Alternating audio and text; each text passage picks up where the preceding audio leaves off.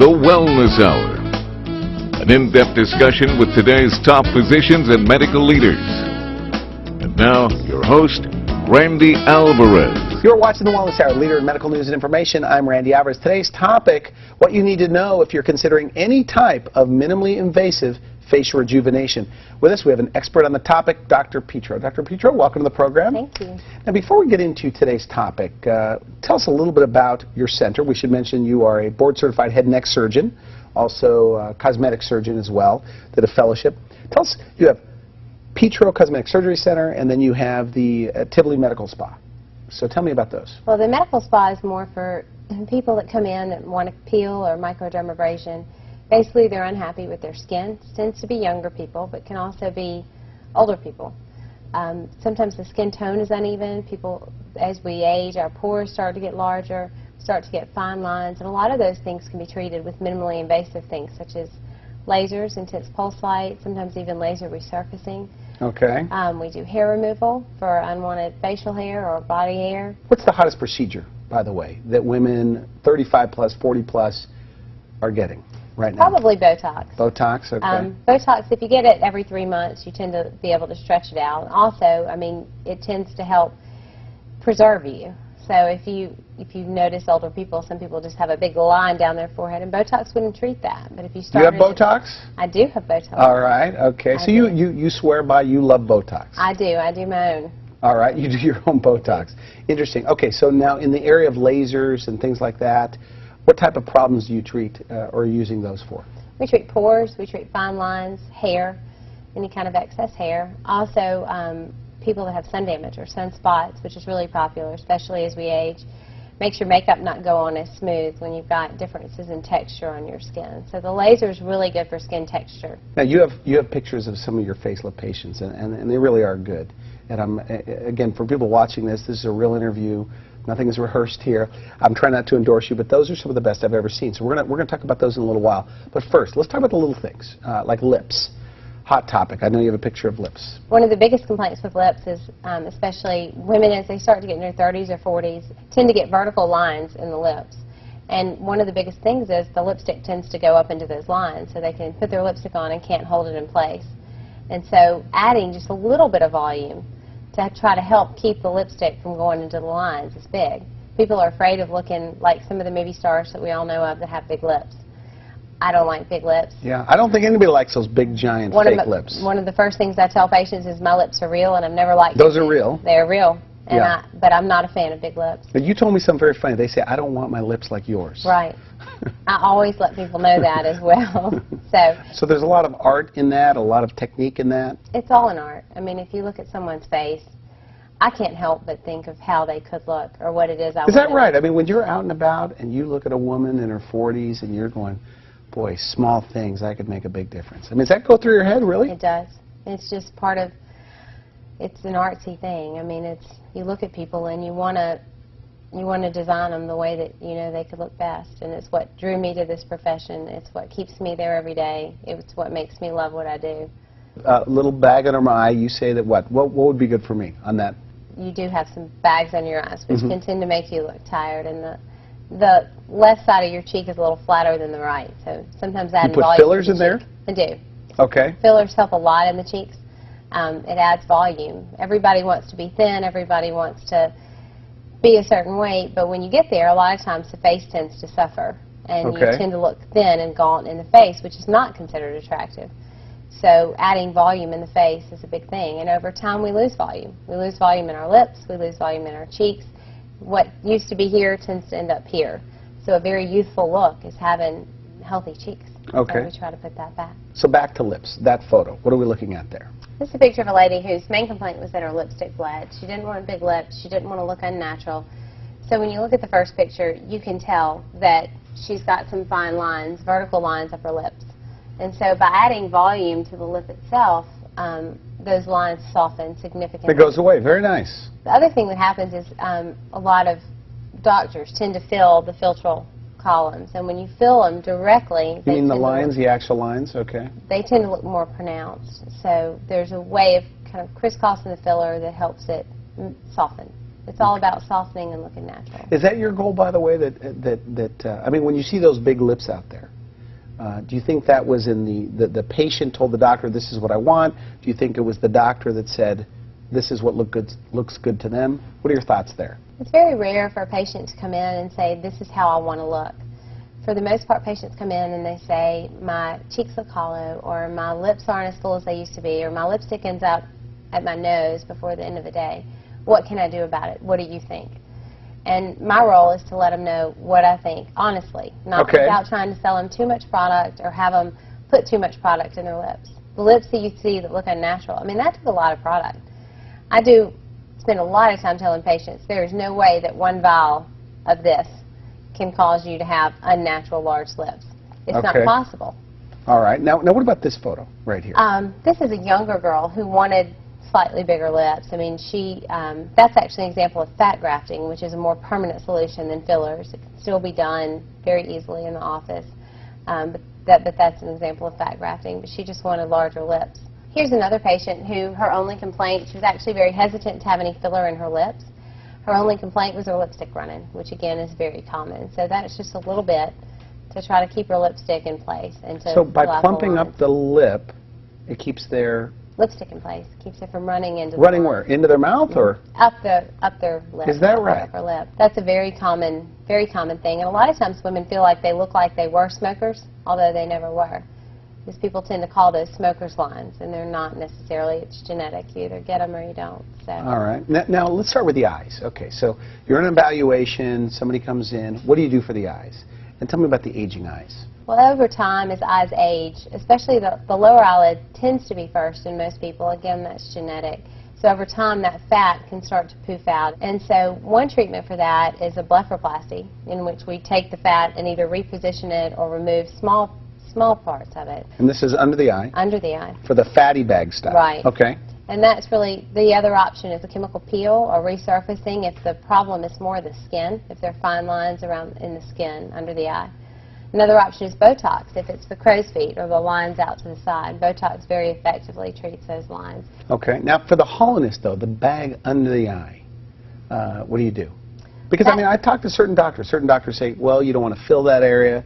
Doesn't really work well. Maybe you want to do an upper facelift, or tell me about your thoughts. Depends on your perspective. Now, I used to have a bag, you know, a deepening under my eye, and I used to get that filled. Well, that's a very difficult area to fill, and the skin is very thin. So just a little too much creates a bump that's visible for quite some time.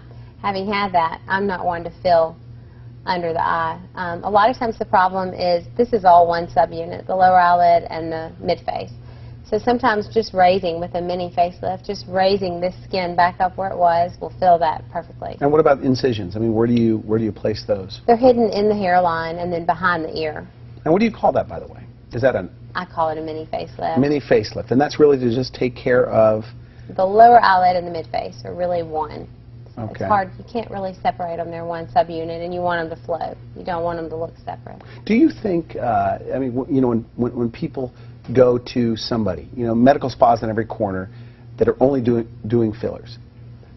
I mean, do you think that they should go to somebody that does a facelift or somebody that does both to get a fair evaluation? What are your thoughts on that? I tell people that often. I think the saying that if you're a hammer, everything looks like a nail, it's true. If you go to someone that only does fillers and you have a problem, chances are overwhelming you're going to get a filler. Okay. If you go to a surgeon, chances are overwhelming you're going to get surgery. I think doing both gives me an advantage, because if I think I can treat someone with a filler and avoid them having to have a surgery, that's what I'm going to do. I mean, everything's a ladder. The least invasive is always the best. There's risk with everything you do. Okay, what about implants under the eye for bags? Well, they help. They can certainly help mask the problem. There's no question about it. And sometimes they treat it. If the problem is where you have a deficiency here and you replace it, then it can actually help treat it. Okay, let's talk about that skin under or above the eye. There are a couple of things with the skin above the eye. A lot of times it's treated as if it's just this skin, and often it's the brow. So the first thing to do, and the first thing I do, is check the brow position. And you want to make sure the brow is in the right position. If the brow is too low, no matter what you do with the skin, it's not going to matter. If it truly is the skin, or if it's both, an incision can be hidden right in the crease of the eye, And you take just a little bit of skin out, just enough. You don't want people to end up with an eye that's open or an eye that won't close, and that can certainly happen with over-aggressive skin removal. Okay. So you want to create a very natural look, and you certainly want the incision to be hidden in the crease of the eye. But the brows, too high, I guess it becomes very obvious. Could make a woman look older. It's really So what do you do? unattractive. I mean, how do you decide how high the brows go? Well, there are things that have been decided years and years ago as far as what looks the best. For a man, it should be right along the supraorbital ridge. For a woman, it should be there or a little bit higher than that.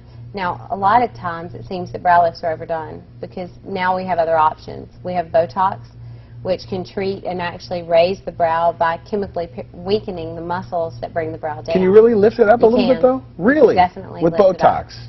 Okay. Absolutely. That's the best option because you avoid an incision, and if it works for you, then it's a really good option. That's how, I mean, a lot of people keep their brows raised. That's what I do, to keep my brows where I want them. So it's a really good option. It doesn't work forever, but it certainly works. It works for a while. Okay, now neck and jowls. The neck is just a giveaway sign. When your neck starts to drop, I mean, people inject Botox into it. People do all kinds of things. They do lasers to try to tighten the skin. That doesn't work. The only thing that really works to help skin, to remove skin, is to actually remove skin. Okay. So any time you have a neck that has sagging skin and someone tells you they can treat it with a laser, I would ask to see their pictures first because it just doesn't work. So those bands, I mean, what's going on there when you see the... That's called platysmal banding, but and that can be corrected with surgery. But for the most part, removing the skin or pulling the skin back up where it used to be. People won't turn to the side in pictures. There are men that can't wear ties because of their neck skin. Because of their neck. So when does somebody know if they're a facelift patient or a surgical patient? Over time, the skin, you tend to get hills and valleys in your skin, and your cheek skin tends to fall. You start to get deepened folds in your nasolabial or melolabial fold area. Sometimes that can be filled, and that'll actually boost your cheek up just a little bit and sustain you. That tends to happen in the 30s, early 30s to 40s. Okay. Over time, that skin just gets to be too much, and if you fill it, you're just going to look puffy. Okay. And that's when it's time to actually raise the skin back up. If you really have to take your hand and pull your skin up to alleviate that fold, then filler is not going to treat the problem. As a matter of fact, it's going to make it look worse and make it look unnatural. But the fear of looking, because the sound of a facelift or even mini facelift sounds pretty dramatic. I mean, is everybody requesting the same thing, just to look natural? I mean, what do they say? What do they want? For the most part, people want to look the way they used to look. They have an image in their minds of how they used to be, and they want themselves back. They want to be who they were, especially women. We've had children, we've taken care of everything but ourselves, and there just comes a point where you really want to look the way you used to look. They want to look pretty. You forget who you are. You want to look in the mirror and think and love how you look. You don't want to look in the mirror and try to look away as fast as you can. What do they say on the consult? Okay, so they're going in on a facelift consult or, you know, minimally invasive consult. I mean, what do they say to you? I mean, what kind of questions do they ask? Do they mostly just say, "Doc, tell me what you think"? A lot of times. I mean, for the most part, they've been told they look tired. They've been through significant stress in their lives, and stress tends to certainly helps and facilitates the aging process. Or they've just kind of woken up and they looked in the mirror and realized it's time for them to do something for themselves. Okay. What are their fears when it comes to the facelift? I'd say looking different is the biggest fear. Nobody wants to look different. And that's where your surgeon comes into play. Okay. I mean, you want to look at their pictures, you want to see what they think is attractive, because no matter how much I try or anyone tries to hear and listen, which is probably the most important part of any consult I do, is actually hearing what somebody wants, because that's way more important than what I want. And realizing that is a big step. But for the most part, you want to make sure that what they think is attractive is what you think is attractive. Is there an education process? Oh, like absolutely. What makes up an attractive face, things like that? There is, but it's, beauty's in the eye of the beholder. Now, you brought some face photos. I did. Here, this is a good... Okay. That's a really good example. This is a lady in her 40s, and if you look, you can see the first signs of aging, which is around the lower mouth and in the jowling area, and her skin started to sag. You say she's a twin. She is a twin. Okay. So she actually was curious, did she need a chin implant? She'd been told that she did need a chin implant. But if you looked at her, I mean, the chin, to me, was fine. All right. But the neck and the jowls had started to sag, and it was no longer a youthful look. She looked hollow under her eyes. She looked tired. She got told all the time how tired she looked. She ran a very successful, very busy business, and people would ask her, did she just need to take some time off? Is that right? And but she didn't. She just needed a little boost. So she came in, and is this the kind of patient that comes in and said, you know, what do you think, Dr. Petro? She actually came in to me a year before we did her surgery, and she was in a very busy time in her life, and it wasn't a good time for surgery. And as we all know, I mean, there's a time in your life for everything. And she had Botox, and that kind of helped. And we added some fillers and did some various things to get her by until it was a good time for her to actually have the surgery that would correct the problem. And then she came back a year later, and she was ready to have. So with her, what did you do? I'm looking at the before here. What did you do? Well, the first thing is her cheek skin. She didn't need a chin implant. She needed the skin to be back where it was, and the malar fat pad had fallen. So the first thing was to reposition that. So is this a facelift? I mean, so a facelift was... It is. It's more of a mini facelift. Okay. The incision is hidden very well in her sideburn and behind her ear, and then back I hide it in the hairline to take care of the neck skin. But looking at the cheek and her mid-face, that was just put right back where it was, nothing dramatic. And looking at her eyes, she had puffy eyes, and people told her that she looked very tired. People used to ask her, when was the last time you got a good night's sleep? Can you open your eyes? And she never felt like her eyes looked really open. When she put on her eyeshadow, she noticed that she didn't have a crease anymore. So that upper skin, so the upper you had to take care of that, okay. The upper skin as well as the puffiness, which is caused by fat herniation. So the upper eyelid was taken care of by removing some skin. The incision's very well hidden so that you can't see it. So on the after, it's beautiful. I mean, this is a great, great result. So what do you think you did for her? I mean, she just looks natural. I mean, I always feel like I could spot a facelift walking down the street. Obviously, if you see her... I hope not one of mine. Okay. Okay. So what does she say? I mean, is she pleased, thrilled with the result? She's very, very happy. She feels a lot better about herself. Her business is doing well. Her twin sister... Yeah, tell me about that. What's going on with the twin sister? It's funny, because her twin sister definitely wants to have something done, but she told me, I asked her, I said, what are you telling people? Because she said everybody thinks she looks so rested, wants to know where she went, what she did, because she still looks like herself. She looks like herself 10 years ago. And so she just points out her twin and says that's her before. Is that right? So the interesting part about this lady is her and her mother both wanted to have surgery, and they wanted to do it on the same day. But her twin didn't. So she often tells people that, you know, she and her mother can be standing there and they ask if her twin is her mother. Really? Oh, so that's got to be terrible. It is. It's tough. So even 10 years out, she's going to look younger than her twin, and it's an interesting story to follow because we've got someone that genetically is going to age exactly like her. Do they ever ask how long it'll last? They do, and it lasts forever. So if you follow them out, 10 years from now, the twin that had nothing done will just look older. Mm-hmm. She should look older. Even though gravity affects us and over time you may need a tuck up here or there, that you're never going to look the way you would have if you had done nothing. Okay. And that's true whether it's skincare that stimulates collagen or laser resurfacing, a full facelift, a mini facelift, lower eyelids, or whatever it is. That's a true statement. Okay. What other photos do you have? Let me show you this next patient. Okay. This is a lady who, what really bothered her was her neck. Her neck and her cheeks, and she felt like her face looked fat.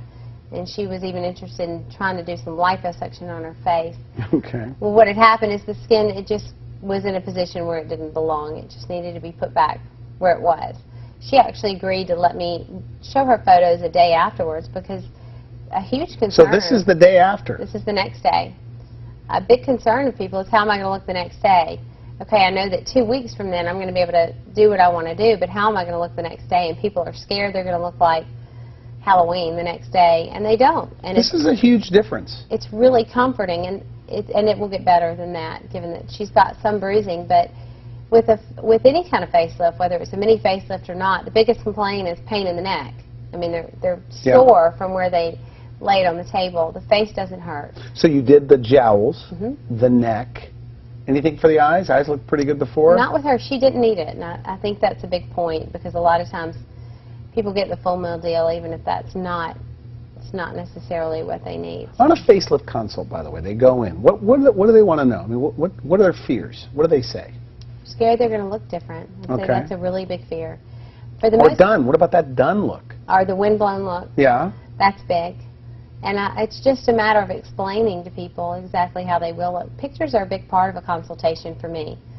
If I wanted something done and somebody didn't want to show me their before and after pictures, I would be concerned. Okay. So I think being able to show people, because it's aesthetic, I mean, it's art. What looks good to me may not look good to somebody else. What we define as looking good needs to be the same. Now, do you think, I mean, is there advantage the fact that you have this board certification in head and neck surgery, understanding the anatomy, being able to go deeper or more aggressive? Tell me about that. I mean, what advantage is it there? I've operated on the face a lot.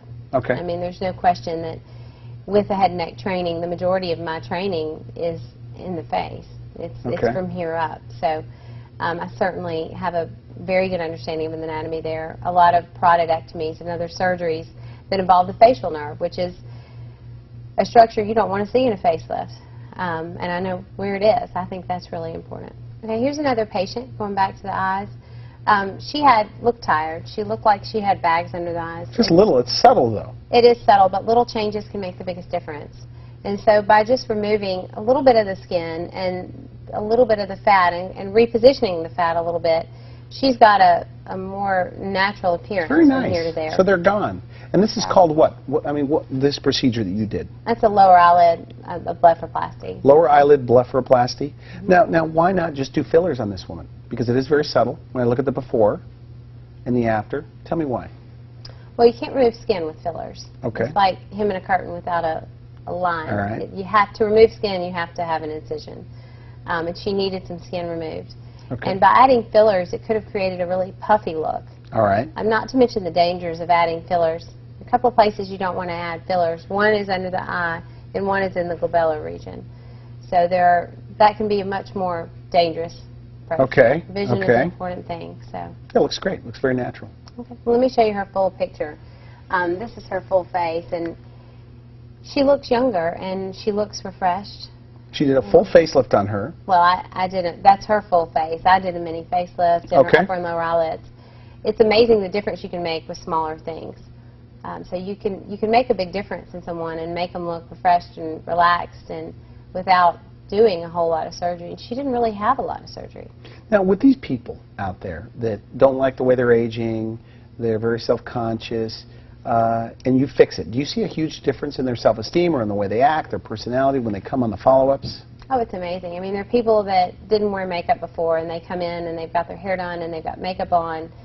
And makeup's a big thing for women. I mean, when you feel good about yourself, you dress up and you take care of yourself. But if you feel like you're just in a hole and nothing you do really matters, then you don't. So you definitely see a huge difference. And people interact better. They go to parties, they find themselves interacting with their friends, meeting people they haven't seen in a while. There are people that avoid friends because they feel like really? They tell you that? Is that what they tell you? They do. Really? What are some of the motivations that they tell you why they're going to do something? Well, sometimes they're triggers. Sometimes it's someone that's been divorced that has to get back into the workforce, and they realize they're competing with a lot of younger-looking women. People in sales, people that are turning 50 or turning 60. Those are both big birthdays. People that have had something happen in their life or want a new job. That's important. Their sons getting married, daughters getting married. Want to look good, okay. And that's a trigger, but for the most part, we know. I mean, as women, we know when we don't look the way we used to look. And for women, that's really important. They tell you it's depressing, by the way? Oh, it's devastating. Really? I mean, I can tell you. Do you think women are more worried about it than men?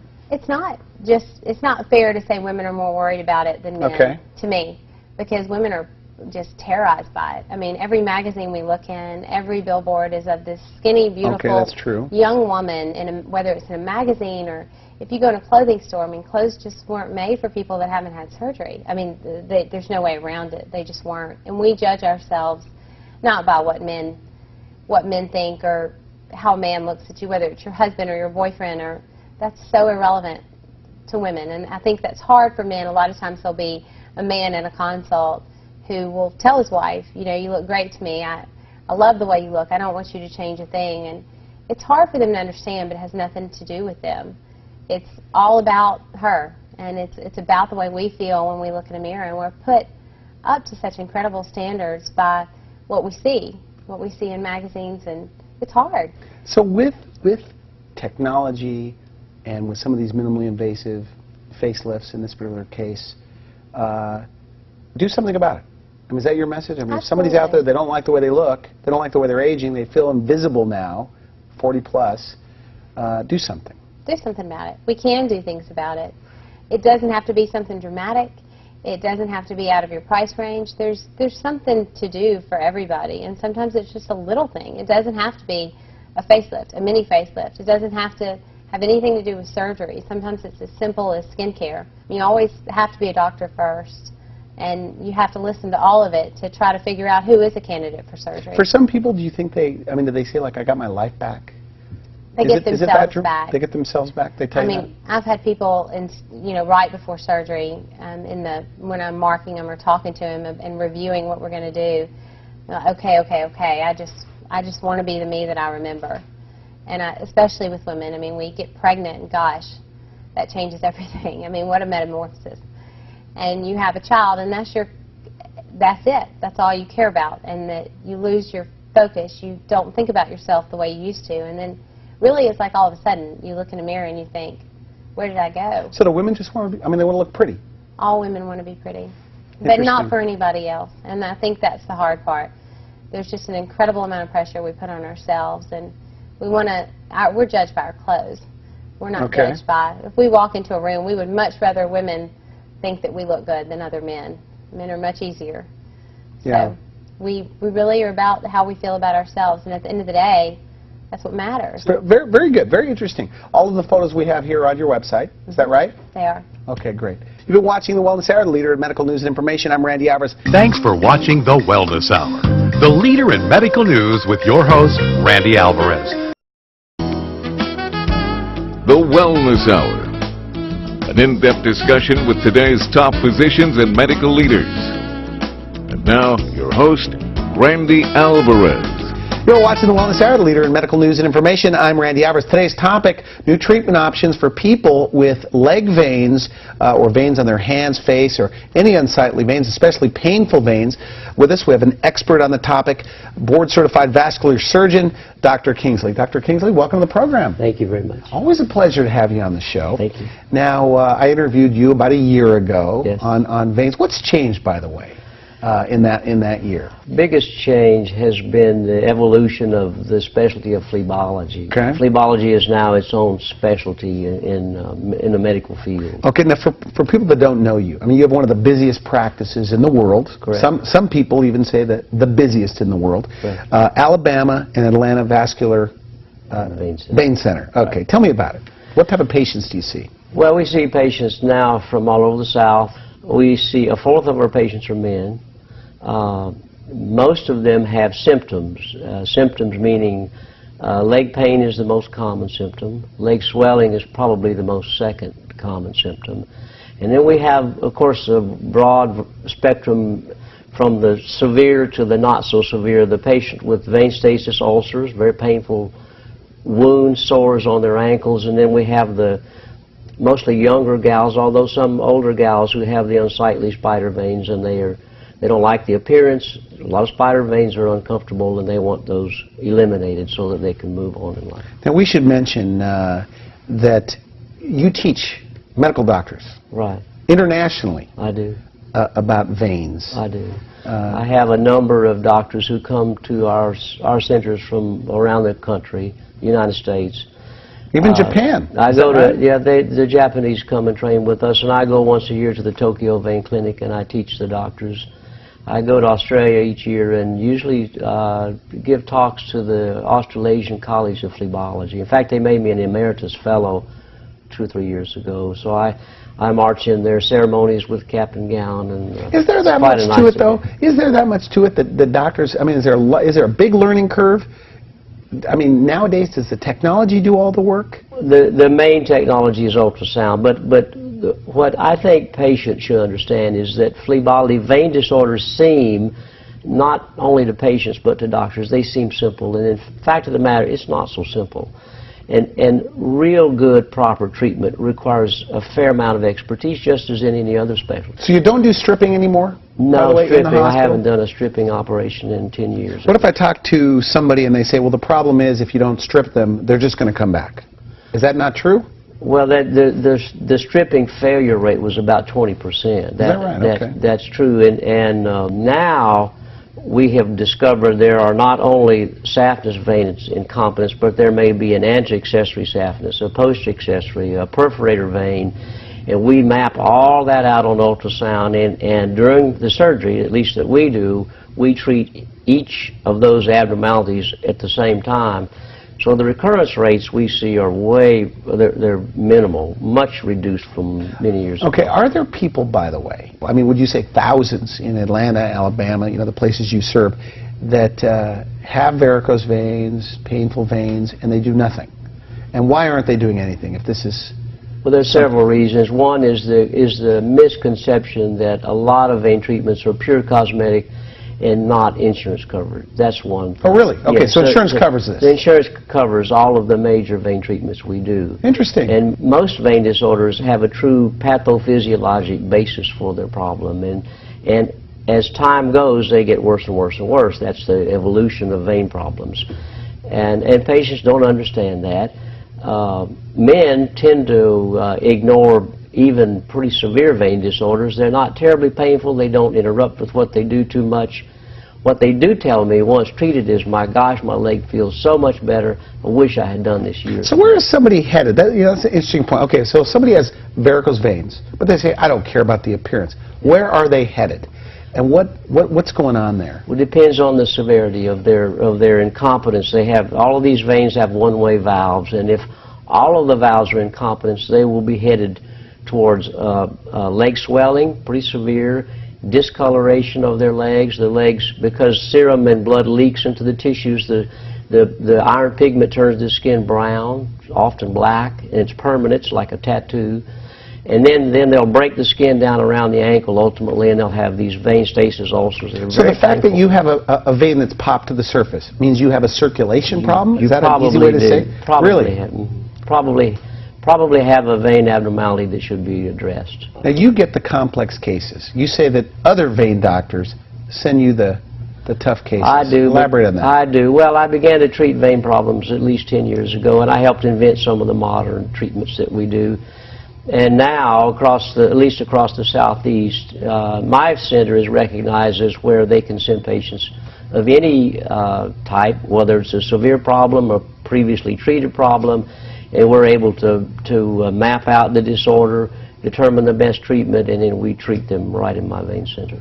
Now, as a trainer, a guy that teaches internationally, other doctors, you know, when you see vein places popping up all over the place, or maybe not all over the place, but a lot of them, and with all things being equal, people always email me and they say they always want a referral, and I say, you know, I'm not endorsing the doctors to come on my show, but here's my answer to everything: go to a specialist. Yeah. And since it's the same price, you might as well go to a vascular surgeon that does veins. Yeah, I agree with that. I'm not opposed to other specialties doing vein disorders, but I am opposed to the doctor who does it just minimally or studies it minimally.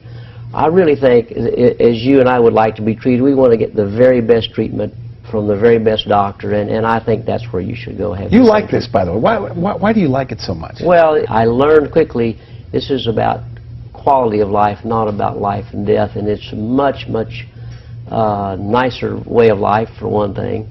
You do hundreds of these a month, is that right? Or 100 or more a month? I do probably a little more than 100 patients a month. Just the surgery, I see a lot of more patients than that. And I hear that you actually walk everybody to their car after the treatment. I do that. Is that right? I do that. I have that's a unique thing for our practice. Every time I do a surgery, we do conscious sedation so that our patients have no pain during the procedure.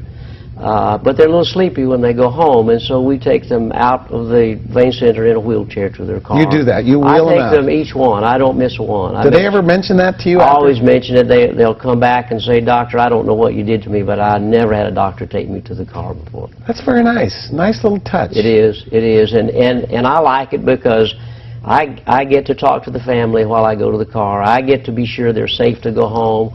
I get to tuck them in the front seat and make sure that everything is as it should be. They have all their instructions. They have their prescriptions.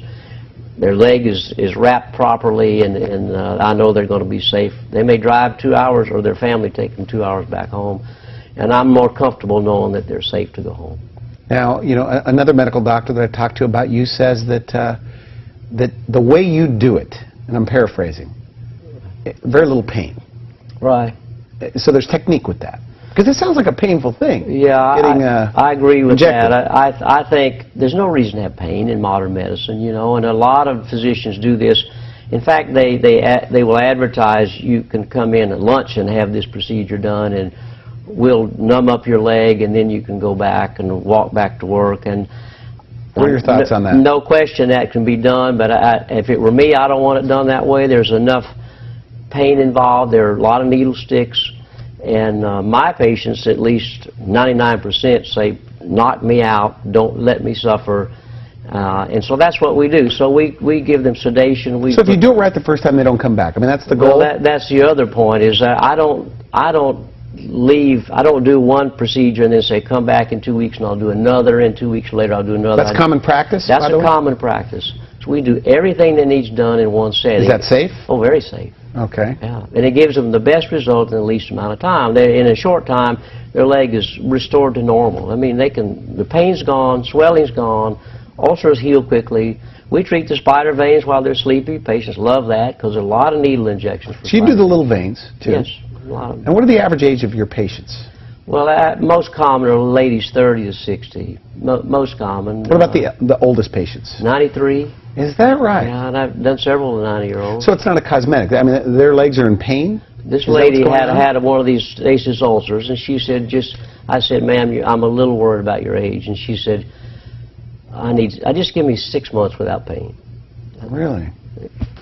Okay, I'll do that. So I fixed her leg, and I think she's 98 now. I've fixed her other leg since then. So age. So like a diabetic-looking ulcer can be taken care of. I'm calling it diabetic ulcer, but these ulcers can be taken care of with the treatments the most common ulcer in all the wound centers of the world is a vein stasis ulcer caused just from what we treat patients with every day. Okay, you brought some photos. What are we looking at here? Well, this is a young school teacher in her 40s. This is a common patient who comes to our office. She has left leg pain and swelling and large varicosities down the inside of her leg, and she has saphenous incontinence. So we treated her. So painful to stand? She has to stand all day, and she has a lot of pain. And so she wanted this taken care of, mostly for the pain, but in her case for the cosmetics of it also. Okay, so what do you do for her? Well, we do this endovenous ablation. We use a laser we call Cool Touch, and it closes the vein that caused all the trouble. Then we take out the bulging ropey veins. They're gone. Anything smaller that needs... Take them out how? We make the teeny little micropunctures we call microphlebectomy. And we actually make a little puncture, and then we hook them with a hook, and we tease them out from under the skin. Is that right? Now remember veins are thin, and so when we lie down, the veins are collapsed, and they'll come out through a millimeter little puncture. And we don't, no sutures, no major incisions. And we can eliminate all those large ropey veins with little minor How punctures. soon does her pain go away? Within 2 weeks, she'll come back and say, that pain I have is gone. Really? Are there a lot of people, because you just feel like with age, your legs start getting a little achy?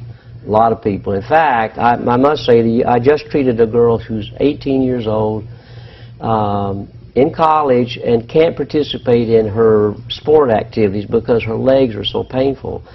And nobody could discover what caused her pain, and her doctor, in frustration, said, go see Dr. Kingsley and see if he can find something to explain this. And lo and behold, she has large, dilated, incompetent saphenous veins. How do you find this out, by the way? Is that something visually you can see? No, we have to use ultrasound. Ultrasound is a key to all our diagnostic studies. Really? And we just do it in the office. We can map out anybody's leg vein with ultrasound. You know, anticipating you were coming over here, I know you're a board-certified vascular surgeon, but I always think about the cosmetic part of it. Right. But there's a lot of people out there, I guess, that have leg pain and don't put two and two together. Correct. That varicose vein could be causing their leg vein. It's a very common problem. In fact, I've had 2 or 3 patients scheduled for orthopedic knee surgery, and the orthopedist said, I think you should get those veins corrected, and lo and behold, their knee pain disappeared. Really? After I corrected their leg vein problem. Wow. Is this tedious work for you, by the way? I mean, do you have to be a perfectionist to do this right? Well, it can't be done any other way. It has to be ultrasound guided. You have to look on ultrasound. You have to guide a small needle into the vein. You got a wire and a catheter up inside the vein, and then the laser fiber through the catheter. Randy, here's one of the classic patients with the vein stasis ulcer. This is a small ulcer, and lady had this though for 2 years, suffered from it miserably. How was she treating it, by the way? How were her doctors treating it? She was going to her family doctor. He was putting various potions on the ulcer, dressings, wrapping her leg with a little thing called an Una boot. Never would heal. Is this common, by the way, or unusual? Very common. Oh, it is? Okay. Very common. And all she had was the same problem, this saphenous vein incompetence. That means the vein was not bringing blood back and forth? Well, it was worse than that. It was regurgitating down the leg and then leaking serum out under the skin, and the serum has a lot of toxins that will damage the skin. And that's the trouble. And so she had that for 2 years, and we treated her, and 2 months later, this is her leg. Interesting. So it'll just get better and better after that? Well, so it's fixed. It's fixed and never recurs. It turns out the saphenous veins are one of the body parts we can do without. So we use a laser now to just seal it shut. We weld the vein shut. There's no more regurgitation. The blood goes from the skin to the deep veins where the valves are all normal. Is this missed, by the way, throughout the U.S. Yeah. and misdiagnosed where it's not? Correct. There are many patients in wound centers not being treated, and they have vein stasis also. Do they get frustrated then?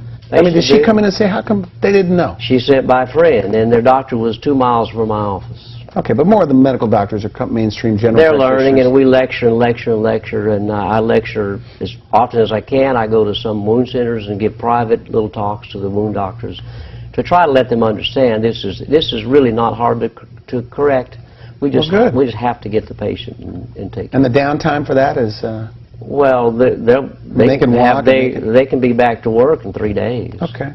Now, what are we looking at there? I'm looking. Well, these are more dramatic. This is a gentleman who had these terrible veins for a long time, a lot of pain in his leg, and so we fixed him in the office, eliminated all those unsightly veins, closed his leaking vein, and within 2 weeks, his leg's virtually back to normal. Unbelievable. And this is a gentleman similar. This is a medical student's father from Russia who had these for all his life. He's 70 years old, terrible pain, and then... Had him his whole life, and insurance covers this? Well, they do in the United States. Okay. Yeah. Not across the world, though. And this is a year later, and he's dramatically better. Normal leg now. And so, how do they describe this? I mean, people watching this know. I mean, is it a heavy leg? Is it a? Well, there are a lot of symptoms. And, like with him? His pain, the men tend to belittle the pain they have, and they notice later that their discomfort is gone. But so they're lighter on their feet afterwards? Much lighter. He would have a lot of heaviness in his leg. He would have, well, here's an interesting thing. He may have a nighttime leg cramps and restless leg syndrome. That's very common with vein disorders. And 30% of the patients we treat with those symptoms will be completely cured once we eliminate this leaking saphenous vein. So so is this one of those things where people say, boy, you know, I should have done this years ago. Oh, just didn't know about it. Yeah, I say it all the time. Is that right?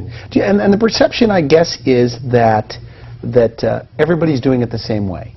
Like you say, that it's an easy, straightforward procedure. A lot of guys dabbling in it. Right. So look for a specialist.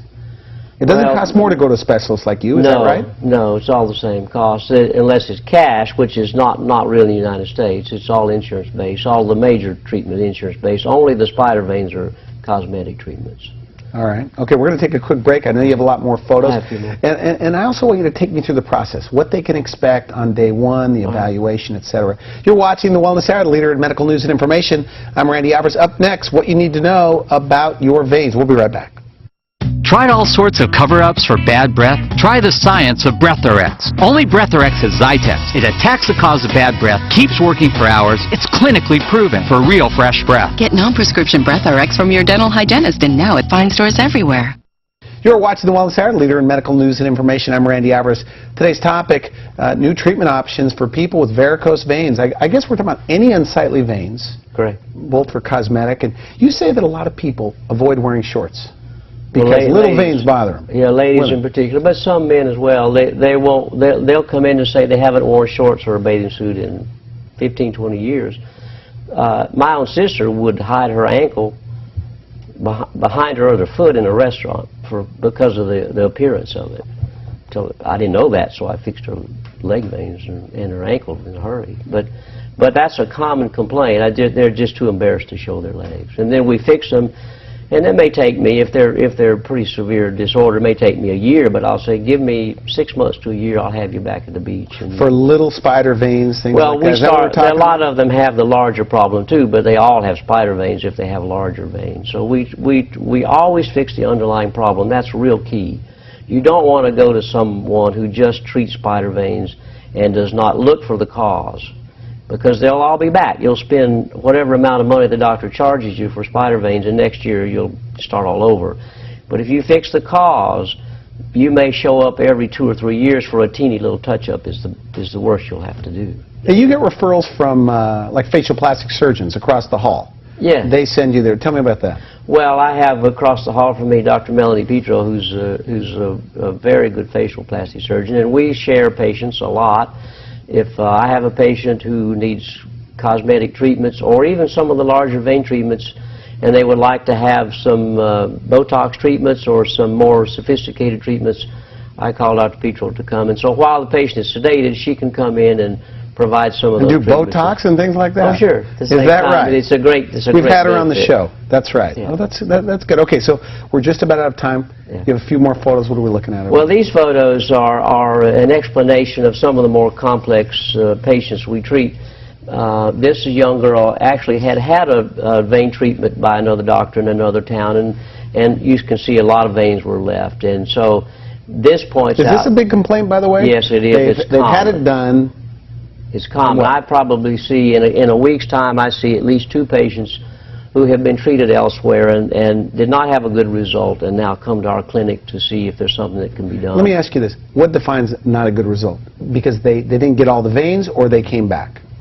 Both. Both. Okay. Both. Either they didn't go away or a few months have gone by and now they still have, the pain is back, swelling is back, pain is, or something has developed that they know. Every week you see this? I see at least 1 or 2 patients. So what they miss then?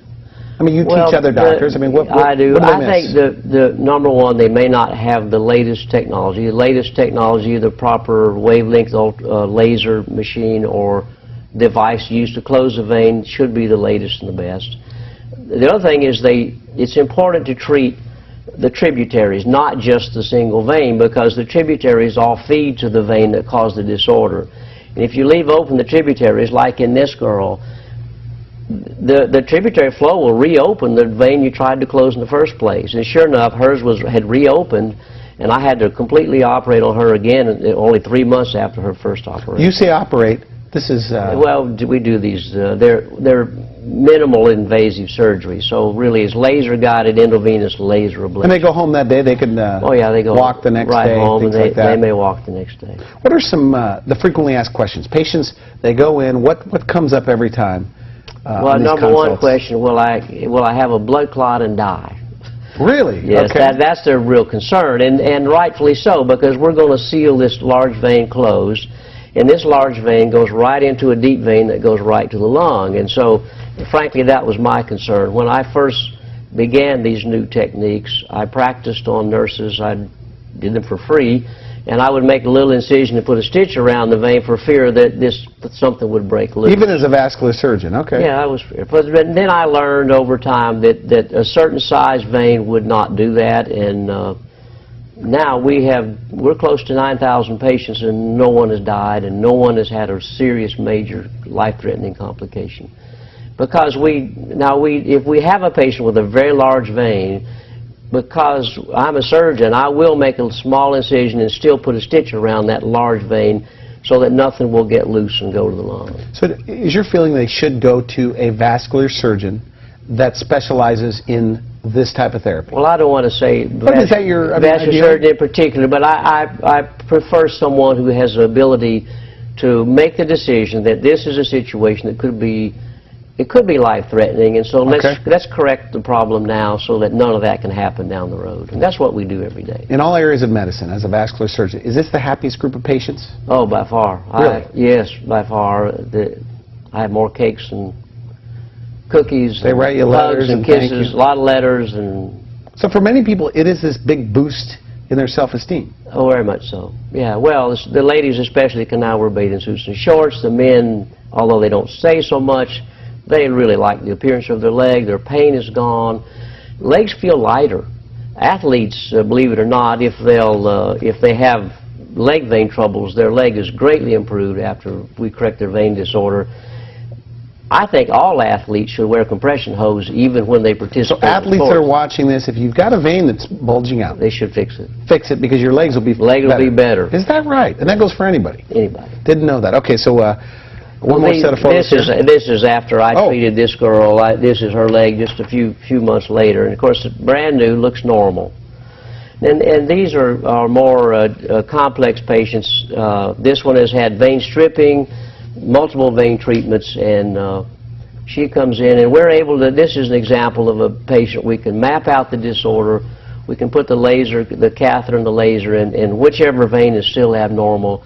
We can do the microphlebectomy and the injection treatments to dry up everything. So this person, so I understand, had the stripping done in the hospital. You can actually see the scars in her legs. And they came back? Multiple veins came back. And the pain? Pain's all back. Okay. And so we map out the disorder. We find where we need to close the cause, the vein that caused the recurrences. So that's the key to this whole thing then? Right. Going to the cause.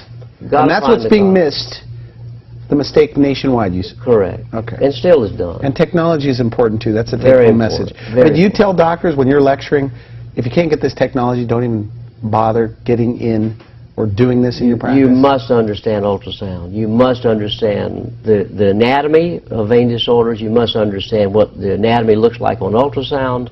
You must understand what reflux means, what's normal physiology, what's pathophysiology, how bad it is, where it is located, so you can direct the treatment. It's just simple, complex. I mean, it's what we do for everything. But we have to move science into the treatment of vein disorders, which is what we've done with modern treatments. Are there people, by the way, that go in for cosmetic, and then afterwards they go, I can't believe it, my legs feel fantastic? That means they feel better as well. Well, there are, like you've mentioned. Yes, there are patients with just spider veins have pain. And so we treat, now when we treat spider veins, we also take a light that looks through the skin and we find what we call feeder veins. And we treat the feeder veins first, because if we don't, spider veins will return. But the feeder veins are painful. Okay. So we eliminate those, then we eliminate the unsightly spider veins. And so a lot of pain is gone just with spider vein treatments. The other point is, a third of patients who come in just for spider vein treatments have underlying saphenous vein incompetence. So they have a more serious disorder than they even knew. Interesting. So I do ultrasound on every patient. I used to think I could look at a leg and select which ones needed to go through the full diagnostic study and which ones did not, but that's impossible. And insurance can't cover that. Insurance pays for all. If they have this hidden problem. Correct. Interesting. Okay, so what are we looking over there? Well, this was a lady, another example. This lady went to a doctor who dabbled in vein treatments, he determined she had this problem, which she did. He tried to put the needle in the vein, couldn't do it successfully. Made 2 incisions, put a wire in, said the wire curled around, ultimately gave up and did not sedate her. She had a lot of pain, very angry, came down to my clinic, and I looked at her leg, and it was pretty normal. Really, the vein was still there, had not been treated, and this is a catheter in the vein, and she just had a normal treatment in my office. So it's an example of the patient who goes to the doctor who says, I'm going to do this vein treatment after I do all these other operations or after I do all these other treatments, and then they don't do well. And then so this is all you do? I mean, that's what you should ask your doctor, by the way. Is this your specialty? Is this all you do? I think in modern times, I think it's a sophisticated enough problem. It's like anything. You should go to the doctor who specializes in it. All right. I want to thank you. Always a pleasure to have you on the show. Thank you. Good stuff. You've been watching The Wellness Hour, the leader in medical news and information. I'm Randy Alvarez. If you'd like to see this interview again online, you could just do a search for Dr. Kingsley, direct a friend to it. For now, I wish you good health.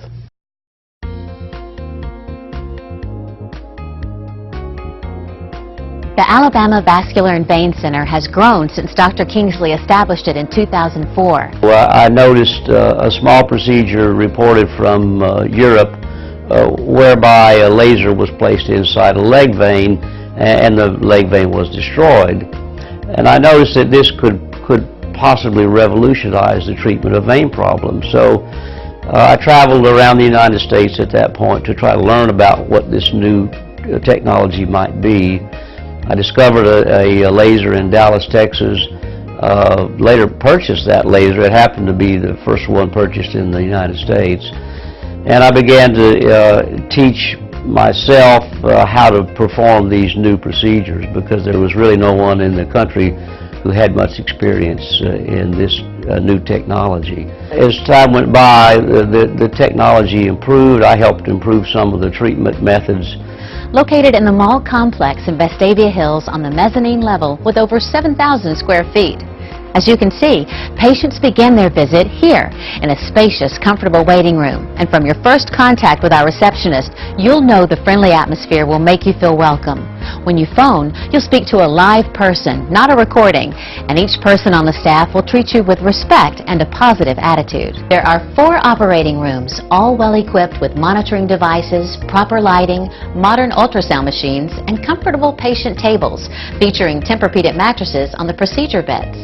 We have developed what I think is, I guess, an easy way to say it's a patient-friendly program. For instance, I don't have an answering system. I give my patients my cell phone number, and if they need me day or night, they just call my cell phone. You can call and ask any questions, get them answered, and they do anything for you. They're great.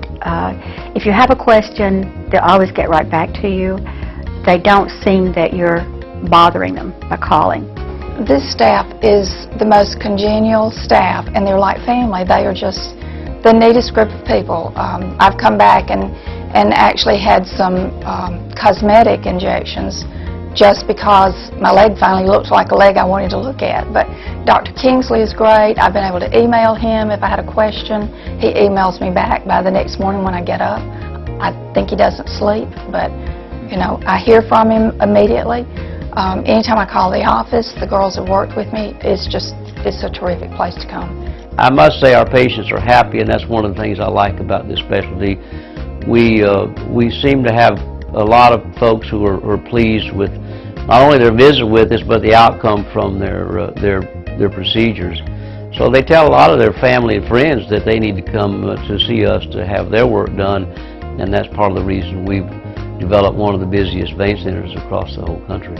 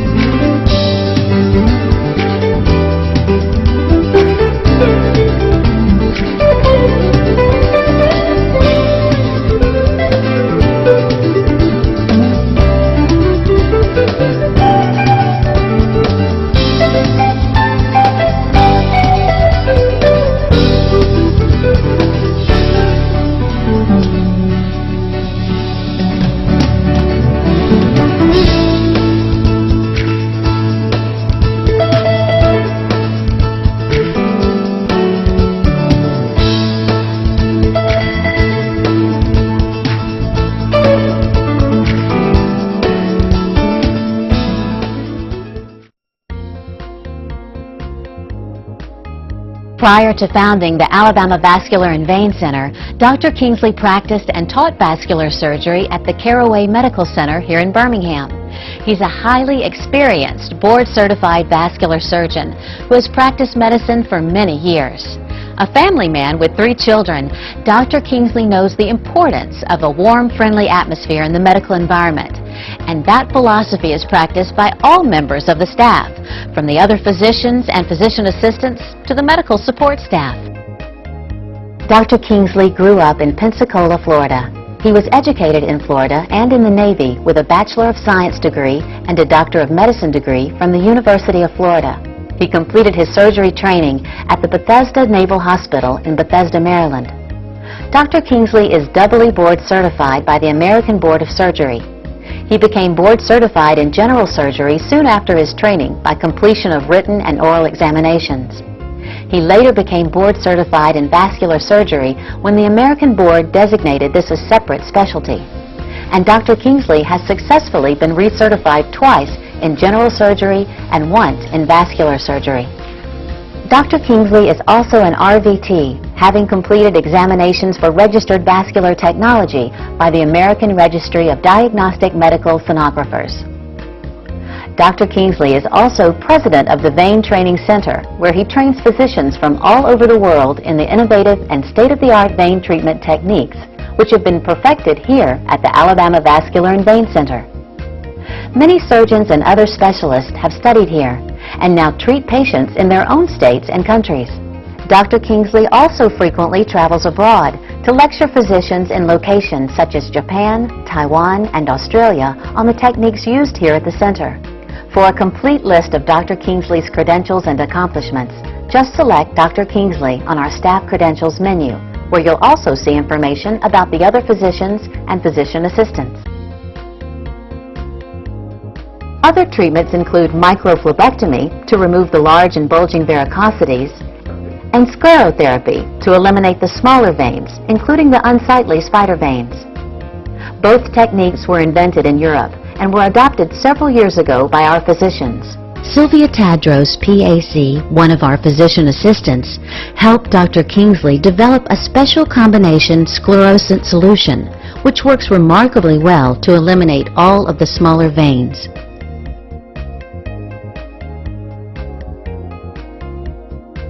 Our approach is to provide all treatments at the same time as we perform the ablation operation. Since our patients are sedated, they have very little pain during the added treatments.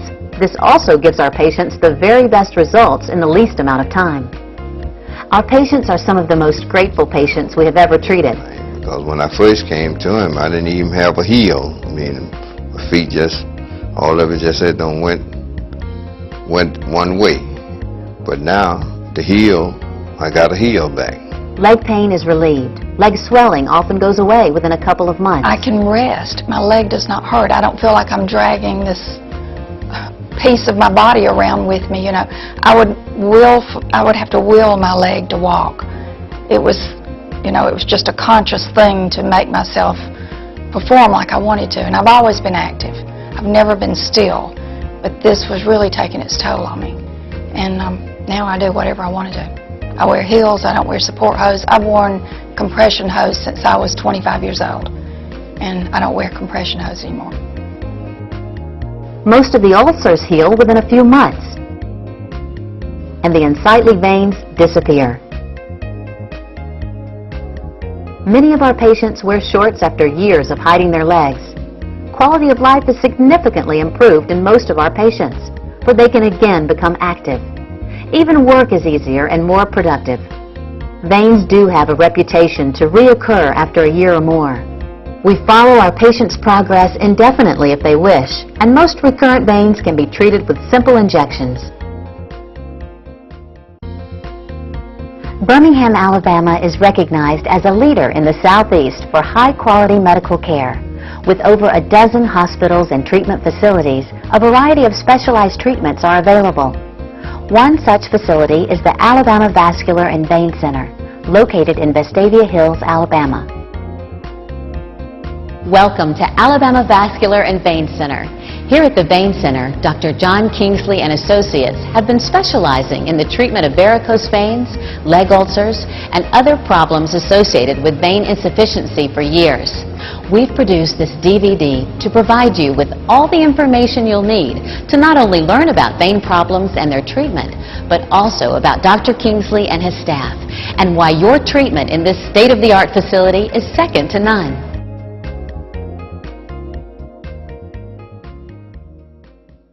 Patient education is an important component of your treatment at Alabama Vascular and Vein Center.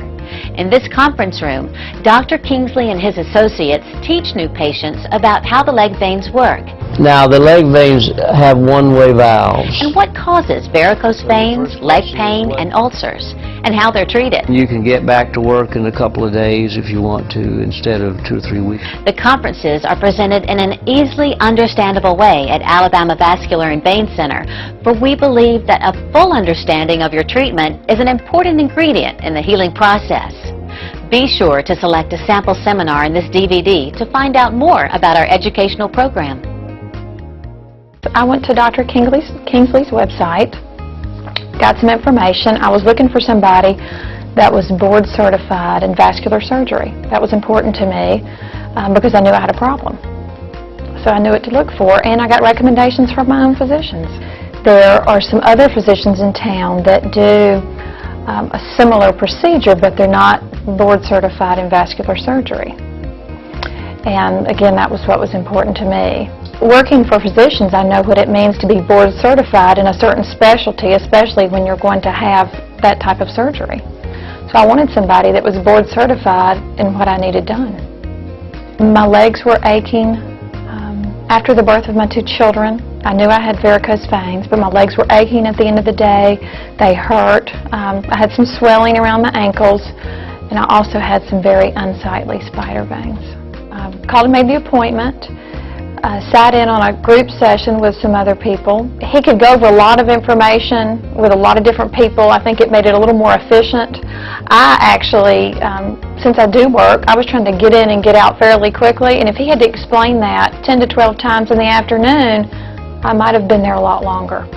So that we could go in there, kind of people could formulate their questions. When he came in, we got right to the exam, got right through my questions, scheduled the first leg, and I was gone.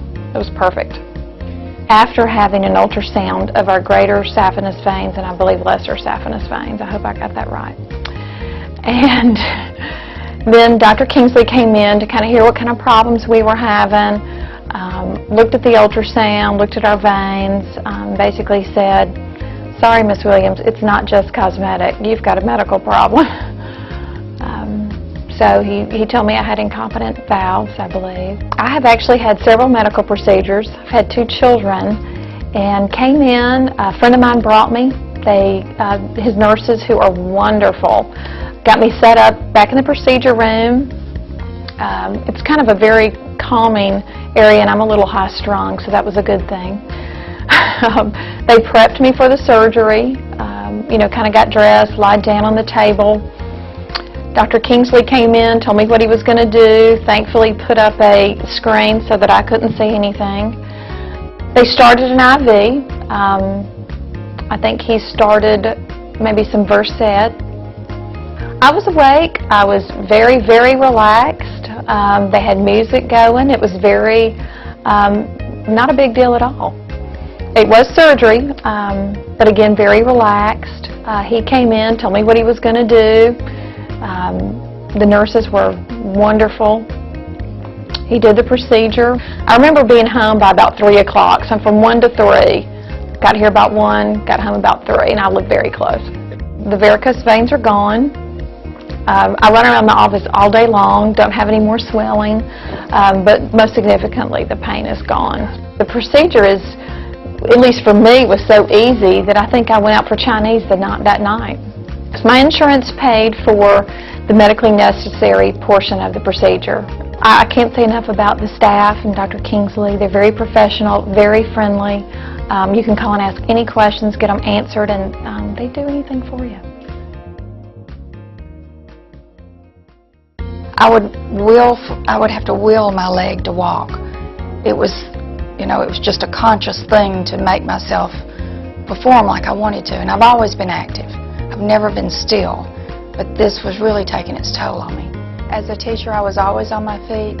However, I started out with varicose veins when I was about 17 years old, in one leg only.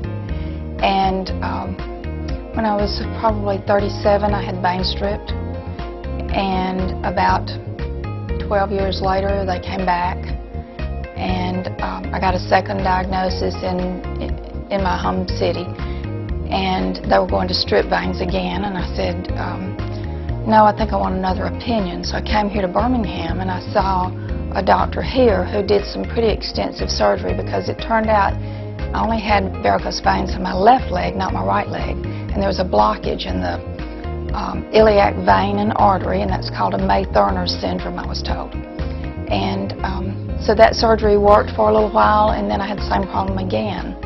And so about 3 years ago, I decided to come here to come to Birmingham, and I called my doctor who'd done the surgery before, and he said, they're doing all kinds of new things now, and let me just check around. So he pointed me to Dr. Kingsley, and actually came with me, and I was very impressed with the way they did the tests first, and then they took us into a conference room, and they talked about, you know, what the problem was, and then allowed people to ask questions. So I felt very informed. I was here on a Thursday, and he said, well, I'm doing some surgery Saturday, and my patient can't make the schedule. Would you like to do it on Saturday? So I did. It was great. My legs were tired all the time, my one leg. It was swollen a lot, and there was a lot of pain involved. Not to mention how ugly it was, but it was just really, it was giving me more and more problems. I couldn't sleep well at night, and I couldn't sit well because it was so swollen all the time. And I sit at my desk now as a secretary, so. The valves in my saphenous vein were stuck on open, and so the blood would pool back down around my knee, and my knee had gotten so large that, you know, my leg didn't bend well. It was swollen all the time and in a lot of pain. There was no arthritis. There was no other reason for me to have pain. And once I had the surgery, it's been a miracle for me. I came down on a Saturday morning. I had walked 3 miles that morning, came down at lunch, had the surgery, and went back home, and I actually had a dinner party that night, which was a big joke with Dr. Kingsley, because he said, you know, you can't do that, but I managed. It was good. They were setting me up to do IVs, but I'm very sensitive to medication, and that was the reason I asked them not to give me very much. And Dr. Kingsley overheard me, and he said, so do you want to try it without anything? And I said I'd like to. He just used some local anesthetic to insert the laser probe or whatever he used, and you know, I got through it. I mean, I'm not going to say it was painless, but it was just uncomfortable. I was fine. That was on a Saturday at noon. I went to church the next morning and visited a sick friend that afternoon, and I went back to work Monday.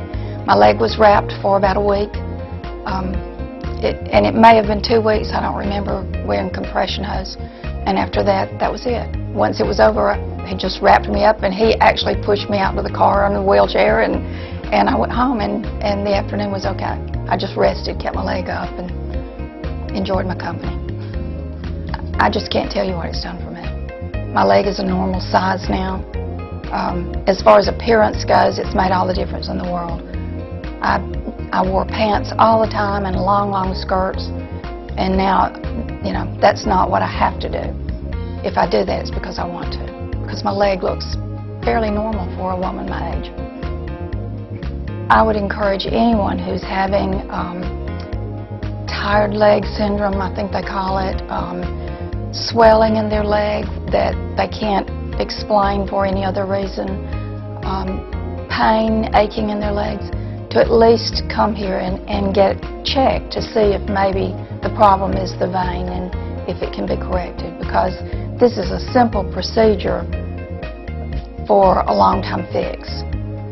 It's, you know, I don't say that it's always what you might want to do for just because your leg is ugly, but if you're experiencing pain and having problems with it, I think this is the way to go. it's a miracle. I just tell Dr. Kingsley all the time, it's been a miracle for me. Well, I had been retired, I guess, a little over a year, and I started developing problems with the veins in my legs, especially my right leg was the worst. And it was in the ankle area. I developed these ulcers. I saw a doctor pertaining to the veins. They treated me for several months with some medication, wound care type, like that you would apply to the wounds, keeping at times taking rest times, elevating my legs. But none of this seemed to work. Some of the time we would get a small ulcer to heal, but then I would break out with another one in a close area close by. I suffered with this and I had the problems for 2.5 years. They did the ultrasounds here. They told me it was definitely from the varicose veins, and he explained to me about the procedure that they have now for this. It's not a real invasive surgery at all, and I wanted something done at this point because I had been suffering for a long time, and I was just happy that I was sent somewhere like to Dr. Kingsley, that I felt like I could get some relief from the problem I was having. And it is a very painful situation to suffer with ulcers caused from this type of problem that I was having with the veins. My first visit was the 1st of January, so on that same week, by Thursday of that same week, I had my procedure done, and I was thankful I did. Well, it wasn't a bad procedure at all. They give you, mild sedation. You are put to sleep, but it's not like a real deep sleep, and it isn't a bad procedure at all. You just have a few days to take it easy, recover. It isn't like a major surgery at all. Well, I was feeling much better within 2 to 3 weeks, but then I was feeling much better after my 6 weeks checkup. Dr. Kingsley told me that my ulcer would heal. That would completely heal. And it was healed when I came back for my 6 weeks checkup. Now, I had my second procedure only 4 weeks ago on my left leg, which it wasn't near as bad as my right leg. But we wanted to do it so that I would not develop the ulcers and have to suffer with it like I did my right leg. And I'm doing great from it. It wasn't near as much recovery from it. Dr. Kingsley and his staff, all of the staff here are very nice. They treat you with a lot of compassion, and they show that they are concerned for you and your problem. And I'm just very happy that I was sent here to Dr. Kingsley. He's wonderful.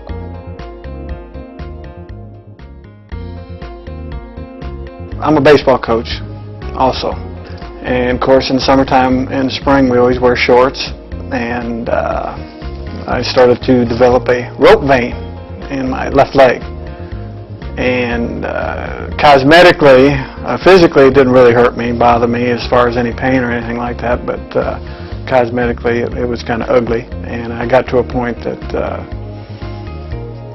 bothered me to wear shorts.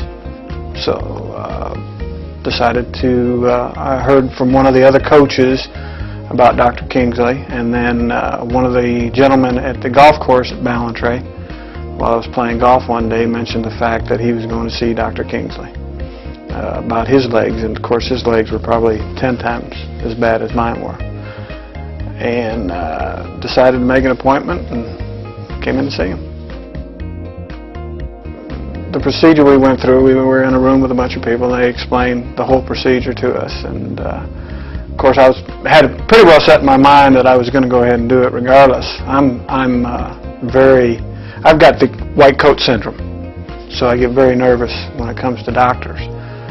But the experience that I've had in here from day one, I thought for sure that my blood pressure would probably jump out of sight, because I just get very nervous around doctors. And it was just the whole atmosphere when I came in here was very comfortable, you know. And we went into the room and he explained the procedure, and I was just ready to go. I said, "Where do I sign up? Let's go." I'm ready to go. And once again, as soon as I walked in the door, normally when I go to a doctor's office, one of my biggest pet peeves is having to sit around so long and wait. You know, my time's valuable as much as theirs. Walked right in the door, wasn't here 5 minutes, was greeted by the receptionist. Wasn't 5 minutes, and they took me to the back. Took me to the back room. And before I knew it, there I was on the table and had the procedure, no pain whatsoever. In fact, I do remember one of the things, I was awake all the time, you know. One of the other concerns I had was, as far as I was concerned about the anesthesia or whatever they used to drug you up, because I had a bad reaction to once before when I had shoulder surgery. But I knew what was going on, couldn't feel anything. And before I knew it, it was over. And it was simple. I was thoroughly impressed to the fact that the doctor himself, Dr. Kingsley, actually took me out to my automobile, which that doesn't happen. That just doesn't happen. And then after that, the follow-up calls. I know for sure at least 3 or 4 follow-up calls to make sure I was okay, if I had any problems or any questions. I'm already up running 3 miles a day. I'm a runner. So, I mean, it was actually 1 week that I had to, you know, I had to behave myself. My wife, I was up that same evening walking around, and my wife said, "You better sit down like you're supposed to and behave yourself." But there was no pain, no discomfort. And then, of course, my return visit, I think it was 3 weeks afterwards, see Dr. Kingsley. He looked at everything. Everything looked fine. Everything was gone. And I asked when I could start my running routine again, because I usually run 3 days a week, 3 to 5 miles. And 4 weeks later, I'm up running, and I'm at 3 miles again. So, no pain, no nothing, back to normal again. Everybody just makes you feel at home. It was like they knew, you know, like they've been your friends forever. From the receptionist to the young lady back here at that actually makes the appointments, to I mean, everybody I met was just, it was an unbelievable experience for me.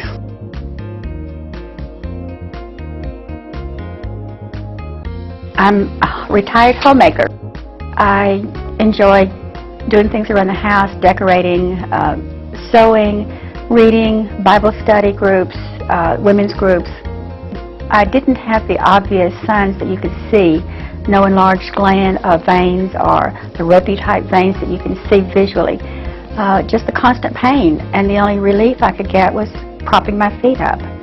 And you can't get very much accomplished doing that. I probably saw at least 5 or 6 different doctors over the years, and it was just take an over-the-counter pain medication, rest my legs. That was about the only treatment that I was given. The last holiday I went through before I had the procedures done, I think in February will be 2 years ago. It was horrible getting through. I couldn't do the Christmas shopping, maybe an hour of shopping, and I was almost in tears. Getting a family meal was a real traumatic event for me, simply because I couldn't stay on my feet. I would stand at the counter, hold one leg up to give it a little bit of rest, and then do the same with the other leg. And I didn't know what the problem was at the time. I, at the time, still didn't believe that was my problem because I couldn't see anything. Since I couldn't see anything, I just kind of ignored that. But when I came in and they did the ultrasound to check the veins and how enlarged they were, then I realized that probably had been my problem all these years. Now I know so many people who have the problem, and that's my first thing. Have you checked into this to see if it can be corrected? It was such a simple procedure for me. I just wish I'd had it done years ago. I could have had a much better quality of life. First, of course, they did the ultrasound to check the veins themselves to see if they were in fact enlarged, and they definitely were. The ultrasound is just, they put a lubricant on and rub a machine over it. You don't feel it. There's really not even any sensation in it. And then I had the first procedure done, no problems whatsoever. As a matter of fact, I was going up and down the stairs that night. With less pain? With no pain. The next morning, in that one leg. The next morning, I got up, still no pain in that one leg. There was in the other one still. Did not have any pain at all in that leg. And then a few weeks later, had the other leg done here at the office. No particular problems with that. No pain. The pain was stopped instantly. It was utterly amazing.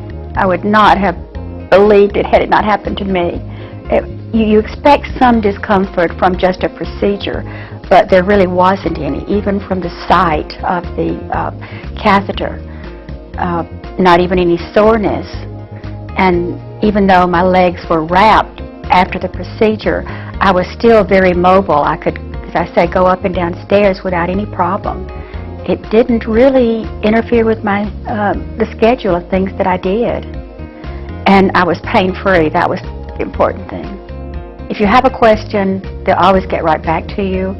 They don't seem that you're bothering them by calling. As a matter of fact, they say, if you have a question, please call us. We want to know. I was just very, very pleased. It was truly great care, even after the procedures were done. One of my husband's classmates of 50 years ago and her sisters have all been here because of my experience. My husband, in one of their meetings, they were getting a class reunion together, and he mentioned my experience to her. And so they've all been in, had corrective procedures. And it really bothers me when I see someone who I know is suffering and they just don't want to take the time or just don't feel that it will help them or that it's worth it. And that's such a big mistake because the quality of life, the comfort is just so different.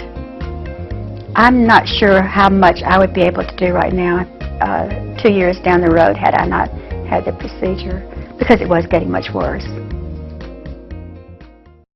We all have the same kind of abnormalities, believe it or not. It's an inherited abnormality, and most of you know where you got it from. Mama. You looked at Mama's legs, you don't want Mama's leg. That's often the case. So what we'll do is we'll talk about the anatomy and the blood flow, and then I'll show you these new things we do. And in the last few years, they get better and better because the equipment gets better. So now we do everything in the office. We used to go to the hospital quite a lot, and now we just stay here. It's quite easy to have the procedures done, and they're not very painful, and I slip you a Mickey anyhow so you don't know we're messing with you. And then afterwards, there's not a whole lot of discomfort. There's a little bit, but usually ibuprofen's enough to fix it. So, and you can get back to work in a couple of days if you want to, instead of 2 or 3 weeks like the old stripping surgery. So it's a big, big advance in what we used to do. It's quite popular because we put vein disorders on hold in the past. We didn't have much to offer. We could strip your leg veins, we could take the little branches out, and we could inject them with saline or something similar, and none of it was a great treatment, so doctors didn't like to deal with it much. And even today, doctors don't like to deal with it much. So we began to focus on vein work, and it got more and more popular. In fact, I began to do this to slow down and quit, and now I've had to hire more doctors and build more space, and that's how popular it's become. I'm not going to quit now. I'm having too much fun, so we'll just keep working. Who has ropey veins in their legs? Yeah. Ropey ones, the big ones that project out. Anybody have ulcers on their ankle? You have ulcers? Skin break down a little bit?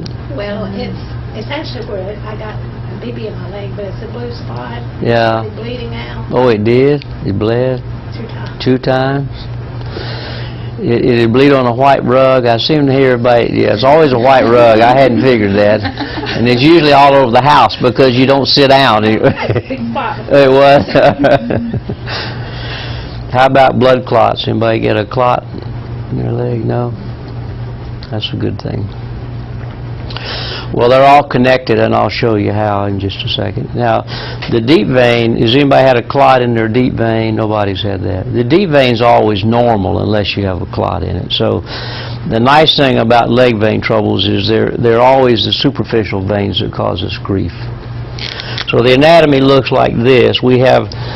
This is a schematic because below our knee they branch, but from the foot to the groin, the deep vein takes a lot of blood out of our leg because it drains the muscle tissue, and most of the blood goes to the muscle. That's the bulk of the activity in our leg. And everybody knows the difference from arteries and veins. Arteries bring the blood to the tissues, and the veins take it back to the heart. So the deep vein takes about 90% of the blood out of our leg back to the heart, and the nice thing about that is no matter how ugly our legs get, we're not going to lose our leg because the deep vein is going to take up the slack. Okay? We have two skin veins. They're called saphenous. That's the medical word. And the saphenous veins drain the skin. The great saphenous drains the skin from the inside of the ankle and the inside of the calf and the thigh, and it joins the deep vein right high in the groin, right where the groin crease is. The modern name is great saphenous vein.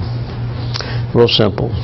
Because the other saphenous vein starts on the outside of the ankle, and it comes right up the middle of the back of the calf and joins the deep vein behind the knee most of the time. And its modern about 2 years ago, when the Europeans and the U.S. doctors got together and changed the names a little bit. This is small saphenous vein, so great and small, real simple.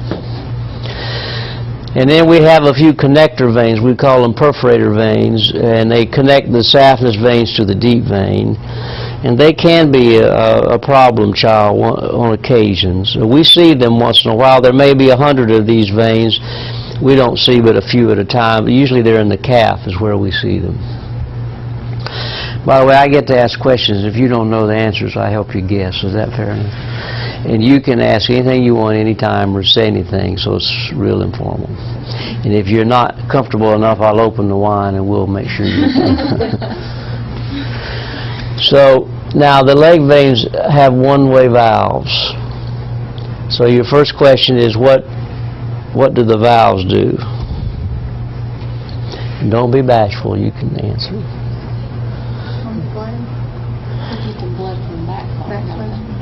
Yeah, that's right. They stop the blood from regurgitating down the wrong way. The blood's on its way to the heart this way, and that's okay, but it's not okay to go that way. Fair enough?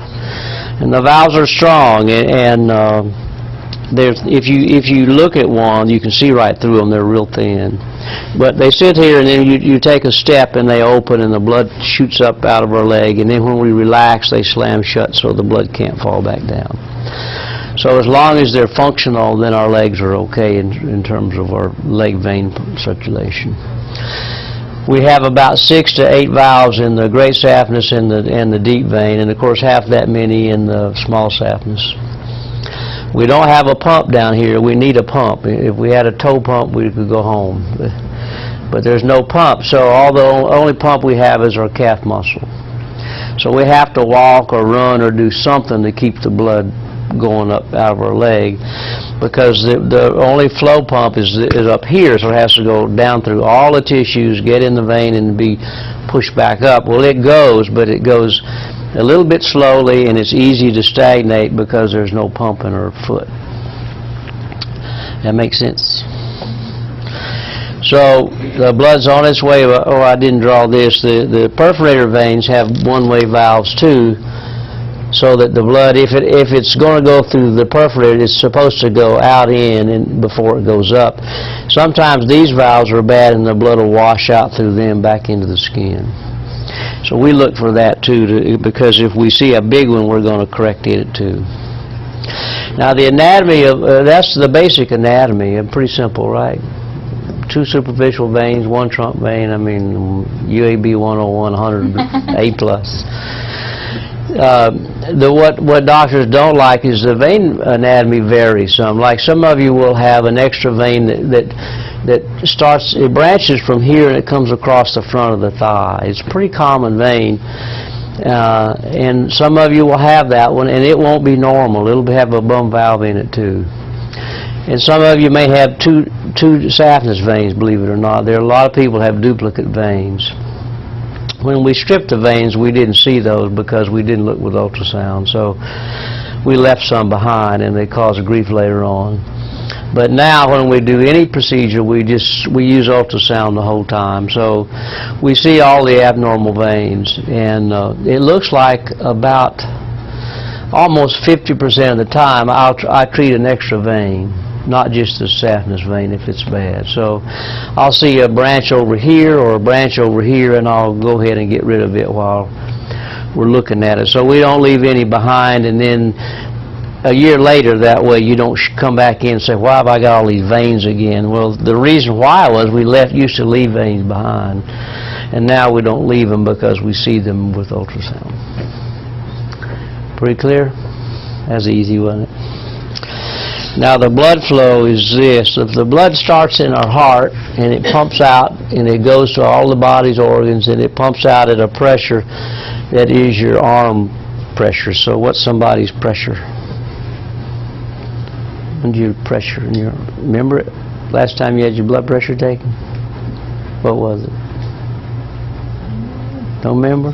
Anybody remember? 110 over 70. 110 over 70. All right, she's perfectly healthy, normal. So 110 over 70, that's the old, you know, the heart squeezes, that's 110. Lub-dub, remember? Squeeze the blood jets out of the left ventricle and it feeds all the body's tissues. And then when the heart relaxes is when the pressure goes to 70. So 110, 70, 110, 70. Now 110 millimeters of mercury is a strong pressure, and the arteries are thick all over the body. They're in the same place all the time. I've repaired arteries for many, many years, and they're pretty easy because they're always in the same location. They're thick. We can sew to them, and they'll hold sutures easily. In contrast to the veins are thin and a little more difficult to work on. Now, as the blood gets in every organ, now the skin is an organ. Let's see somebody's hand. She got good ones. So she got a nice juicy hand vein. We'll start IV in her anytime. But first thing you see is what color is it? What color are your hand veins? They're blue, and they're blue all over the body. And why are they blue? Why is venous blood blue? Yeah, it unloaded the oxygen. That's why our skin's nice and pink, because it sent oxygen to them. You do realize if she cut right on the dotted line, she'd bleed blue. You believe that? Nobody believes it, but it's true. You would. But you got to stay on the dotted line now. You can't get off of it. But venous blood is blue. If you cut right on the vein, you'll bleed blue. You don't believe it yet, do you? So the skin's an organ. The blood goes to the skin, and then it's going to work its way back, all the way back up to the right side of the heart. And it has a pressure in it, and it's a low pressure because there's no pump down here. So does anybody know what the pressure is in the vein circulation? Doctors don't talk about that. They said your arm pressure is 110 over 70 and your vein pressure is what? Never mention it. It's over half the body circulation. We have more veins than we do arteries. But nobody even talks about venous pressure, right? Well, it's not going to kill you likely, so not that important. Not going to stroke from a vein blood clot. But you can die from a vein blood clot, so it is kind of important. Well, I'll let you guess. So what kind of pressure do you think is in our vein network? You just guess a mean number, one number. Just throw one out. 80. All right. That's a really nice, strong guess. It's pretty high. 40. 40. That's a great guess. 10. How'd you get that? I'm going with you to Biloxi. All right. 10 is the right pressure in the vein system. What I want you to see is look how low that is versus that. You see. So the vein system pressure is only 10 millimeters of mercury. It's very low. It's what it is in the right side of the heart, really. If you stuck a needle in it, when we stand up, it would be higher. But in general, it's a very low pressure. Now, we begin to understand why we have leg vein troubles. And I have it too. When I find a doctor, I'm going to get the sucker fixed. So, we have leg vein troubles because we have a low pressure in the vein network. We stand up, we don't crawl, so the blood's got to get out of the floor, clear back up to here, right? So it's not easy, and there's no pump, except we have to keep walking. So the blood's trying to get up there, and then it's got to go through the abdominal cavity, or at least got to go by it, and so it's on its way through here, and then all of a sudden we do things to change the pressure in this region. Well, the things we do are normal. We laugh, we cough, we strain for any reason at all. And when you tighten your belly muscles, what happens to the pressure in this chamber? What do you think it does? If the chamber gets smaller, what does the pressure in it do? It goes up. It's got to go up. So it turns out we put little tubes in there to measure it, and it gets as high as 20 to 30 millimeters of mercury. Well, that's not so good if we've got a pressure in our legs of 10. So the pressure is 10 here, and we're about to leave, and we get out in the parking lot, and we get tickled, and it's 20 there. And there are no valves from the groin to the heart, so what's going to happen to the blood trying to get out of our legs? Can it keep going? It can. It stops.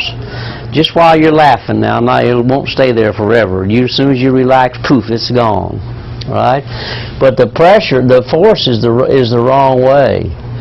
Now, if the valves are intact, then these valves are strong, the blood will push down and it won't go anywhere. It'll just sit there and it'll take off back to the heart as soon as you relax. Now, I didn't believe it either much, so I tested it. I put the ultrasound on my probe and I tightened my belly and whoop, it stopped. A little scary to watch that. The ultrasound thing turns black and you say, there's no blood flow. So it's a little scary. Say, relax, quick. Let the blood get out of there, you know. But it's normal physiology and it's quick, and so it's just something we do every day. The problem you and I have is we inherited bum valves. The mama gave me mine too. So the inherited problem is this: where the valve attaches to the wall shortens the leaflet a little bit and it won't touch in the middle. So now you get tickled, and what does the blood do? It falls all the way back down until it either hits a good valve or it goes all the way to the floor. Then it comes back up, and then you get tickled again. What does it do? It falls right back down. So all day long we do this. Blood goes up, washes back down. Blood goes up, washes back down. So about 2 or 3 in the afternoon, your ankle's a little puffy, right? Mine is. And your leg begins to ache, and it feels better if you can hike it up on something and drain all the fluid and blood out of your leg. Because by mid-afternoon, we probably have a half a pint of blood inside the vessels, the veins of our leg that shouldn't be there because it keeps washing back down. The veins are thin. You see how thin they are? They leak serum easily because they're so thin. So we have too much blood inside the vessels, and we're leaking serum into the tissue, so it makes us swell up. Anytime you take a tube in the body, any tube just about, and you stretch it, it aches a lot. The intestines, if you swell them, they ache. If you swell blood vessels, they hurt. So that's why we get leg pain, because these vessels are all congested and they're stretched out pretty good, you see. And it feels better if we empty them out. So we begin to explain a bunch of things. So if we keep washing blood, we get leg pain, right? So we get pain, we get swelling. How do you get ropey varicose veins? Several of you have it. Well, one of these valves is good. Maybe it's down around the knee or just below the knee. So the blood smacks the valve, and now where does it go? Well, it'll sort of bounce around there, but remember it's draining the skin, and so it'll just wash right out in the skin. And it does it repeatedly, and so pretty soon those little skin veins start looking like that. And that's how we get ropey, bulgy veins that we see in our skin. And these are the ones that usually clot. If you ever get a blood clot, it's because there's nothing to push the blood out of these, so they're prone to make clots. So if somebody says they got phlebitis, it's usually in a superficial vein. It's not very harmful. It hurts a lot. It gets red and it's a lump, and it hurts. It won't harm you unless the clot works its way back up into this vein, and then it can break loose and go to your lung, and then that's pretty dangerous. And I've had patients do that. I had a gentleman, a truck driver in here about 4 or 5 months ago now, and he stopped there. He had a clot in his leg, and he had just this. He had bad vein valves. His leg was puffy. He had ropey veins. One of them had a clot in, and he was on his way to Atlanta. So I said, well, if you get in trouble, you better call me. And he said, what do you mean trouble? I said, if your thigh hurts you. If it gets sore, you better call. Well, it wasn't 2 days he called. So yeah, my thigh hurts and it's starting to look red. So I said, beat feet back home. So I met him here on a Sunday. Sure enough, a clot had gotten all the way up here. It was about 10 centimeters away from the groin. And so we put him to bed and gave him some blood thinners, and then we brought him in and fixed him right away. And we fixed him. We tied this off. We put a laser backwards down his vein and closed it all up, and then he's fine. So within a week, he's driving his truck, and he's okay.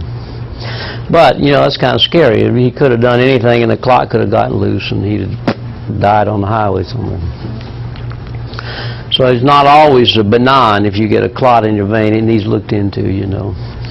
And then hers, she got so much pressure in her leg, you're going to have this, I promise you. I haven't seen your ultrasounds yet, but she has enough pressure in the veins of her leg that it's made it's down your foot that bled.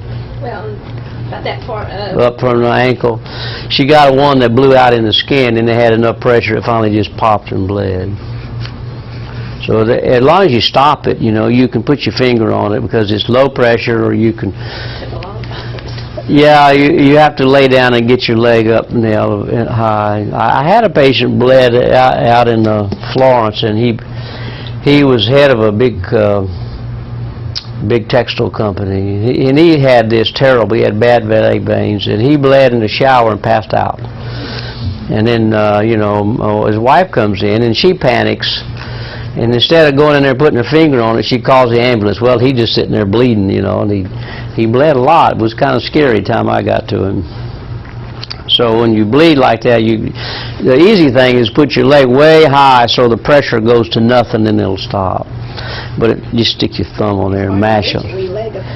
Yeah, well, somebody else has to mash it. Yeah, you'd have to be an octopus. If it did bleed in the shower one day, not by myself. Yeah, that's pretty rough. You had to jump out in the end, and so. But that's what caused bleeding. Same thing, too much pressure. If all the valves are bad and the serum keeps leaking out under the skin, it'll break the skin down, and that's what causes ulcers. You know, we about 1 out of 10 people come here have an ulcer on their ankle. Very painful. It's the most common ulcer in all the wound centers, and it's just caused by exactly the same thing. Pretty clear? That's what causes the browning of the skin. Ah, thank you. See, the more you say, and the more I'll be able to tell you. Yeah, the reason that the skin turns brown is because the serum's got blood pigment in it, and the blood pigment has iron, and it turns the skin brown. So yeah, it's called stasis dermatitis. It just means it pigments the skin. When I fix it, it gets a little better, but it won't go all the way. Unless you can find me a bleach.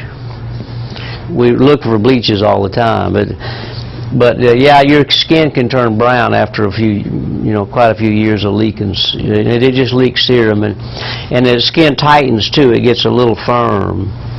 I have some patients who it gets so tight, they keep telling me their leg's swollen, you know, up in their calf, but it's not. It's just this skin's so tight it's not loose anymore, and it won't stretch any. So it makes it look like their muscle area is all swelled up, but it's not really swelled. Yeah, it'll turn your skin brown after a long time. What causes your leg to swell all the way up to the knee? Both mine are swelled. Probably the same thing.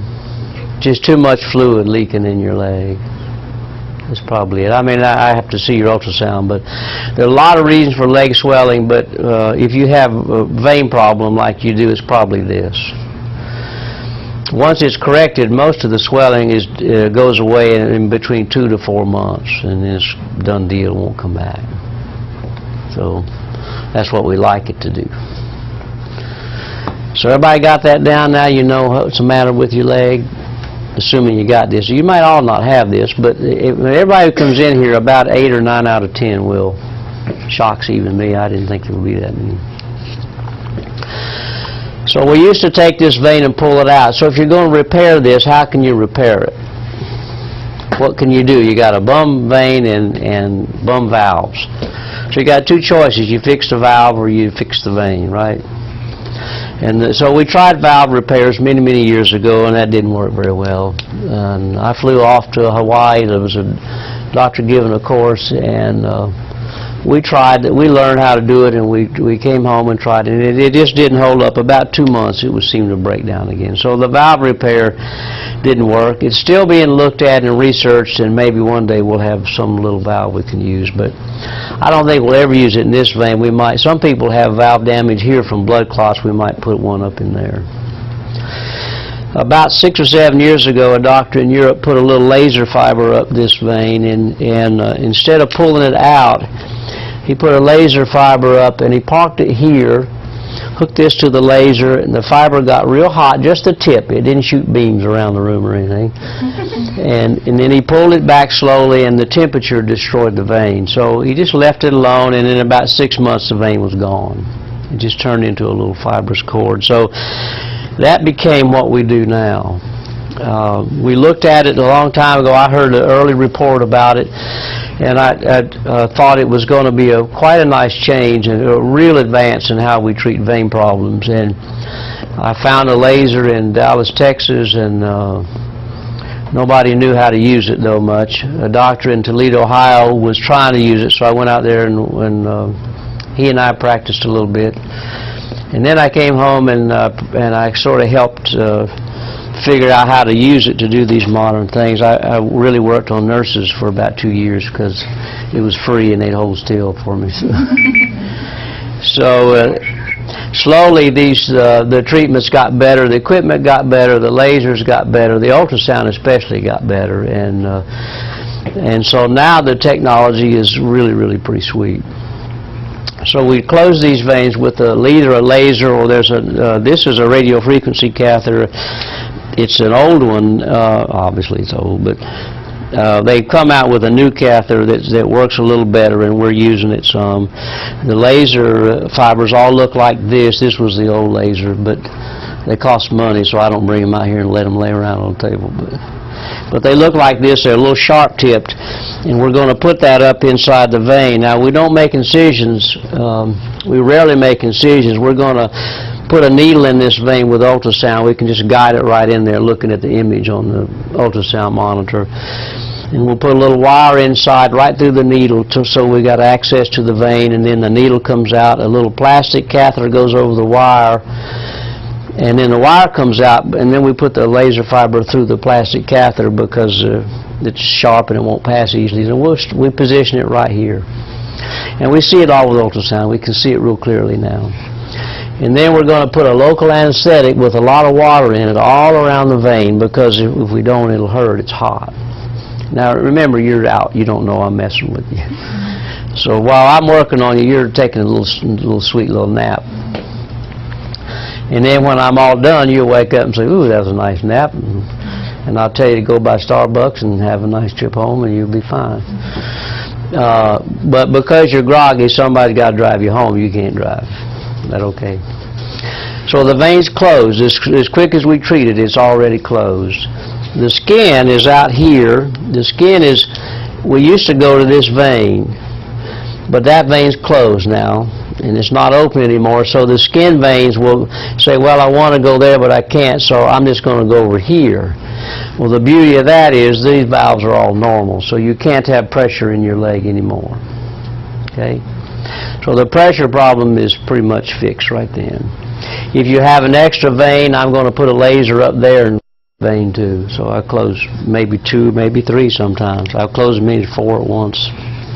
Well, not at once, but at the same setting. Then if you've got, in my practice, if you have ropey veins, I'm going to take those out. I don't leave them in there. And I can take them out with little millimeter punctures like that. Maybe you just need 2 or 3. Maybe you need 15 or 20. Depends on how many veins you got. But none of them take stitches. We put little steri strips on them. And then everything else we're going to inject. The Europeans also invented some really, really nice sclerosants, and we can inject them and dry all these things up. Anything we can't take out, we dry up. So we treat everything while we got you mickied out a little bit. That way you don't feel anything, and it's, when you unwrap your leg 2 days later, it's bruised a little, not real pretty, but it's better than it was. I leave you wrapped for 2 days in an ACE wrap, and then you unwrap at home. The second night you can get in the shower. That night you don't need any wrap, and then the next day I like the ladies to wear these compression hoses, and you wear them daytime for 2 weeks. If you're going to travel in the next few months, you'll get all this written down, by the way. If you travel the next few months and you're going to fall asleep, I'd like you to put the hose back on. The only time I worry, and actually you might want to get some today, even if you travel now and you've got big veins, your risk to have a clot traveling is a little higher than somebody else. But it's only when we fall asleep and our legs are on the floor, you know, like on the airplane or you're the passenger in the car. About 2 or 3 out of 100 people will do that, and they'll get off the plane with a clot in their leg. So you have to be careful with that. It's a good idea to strap on hose. I get invited now. I'm going to Japan next month to talk to doctors, in Australia in September, and they're long buggy rides. And last year I went to Australia and talked to doctors, and my chair was broken. So I have this problem, so I'm worried I'm going to have a clot. You know, it's a 15-hour ride from Los Angeles to Sydney going that way. And my leg, well, I thought, well, it's easy. I got my hose on, I'll raise my leg up. But my foot was busted, and I'm on the floor on my knees yanking on it, you know, like a fool, thinking I'm going to die on this dang trip. So it never did work. I called the stewardess, I called everybody. So I worried about it a while until the guy in front of me lay way back, you know, and then I could reach him with my feet. So I just put my legs right up on his headrest and said, okay, bye-bye, we're off to Sydney.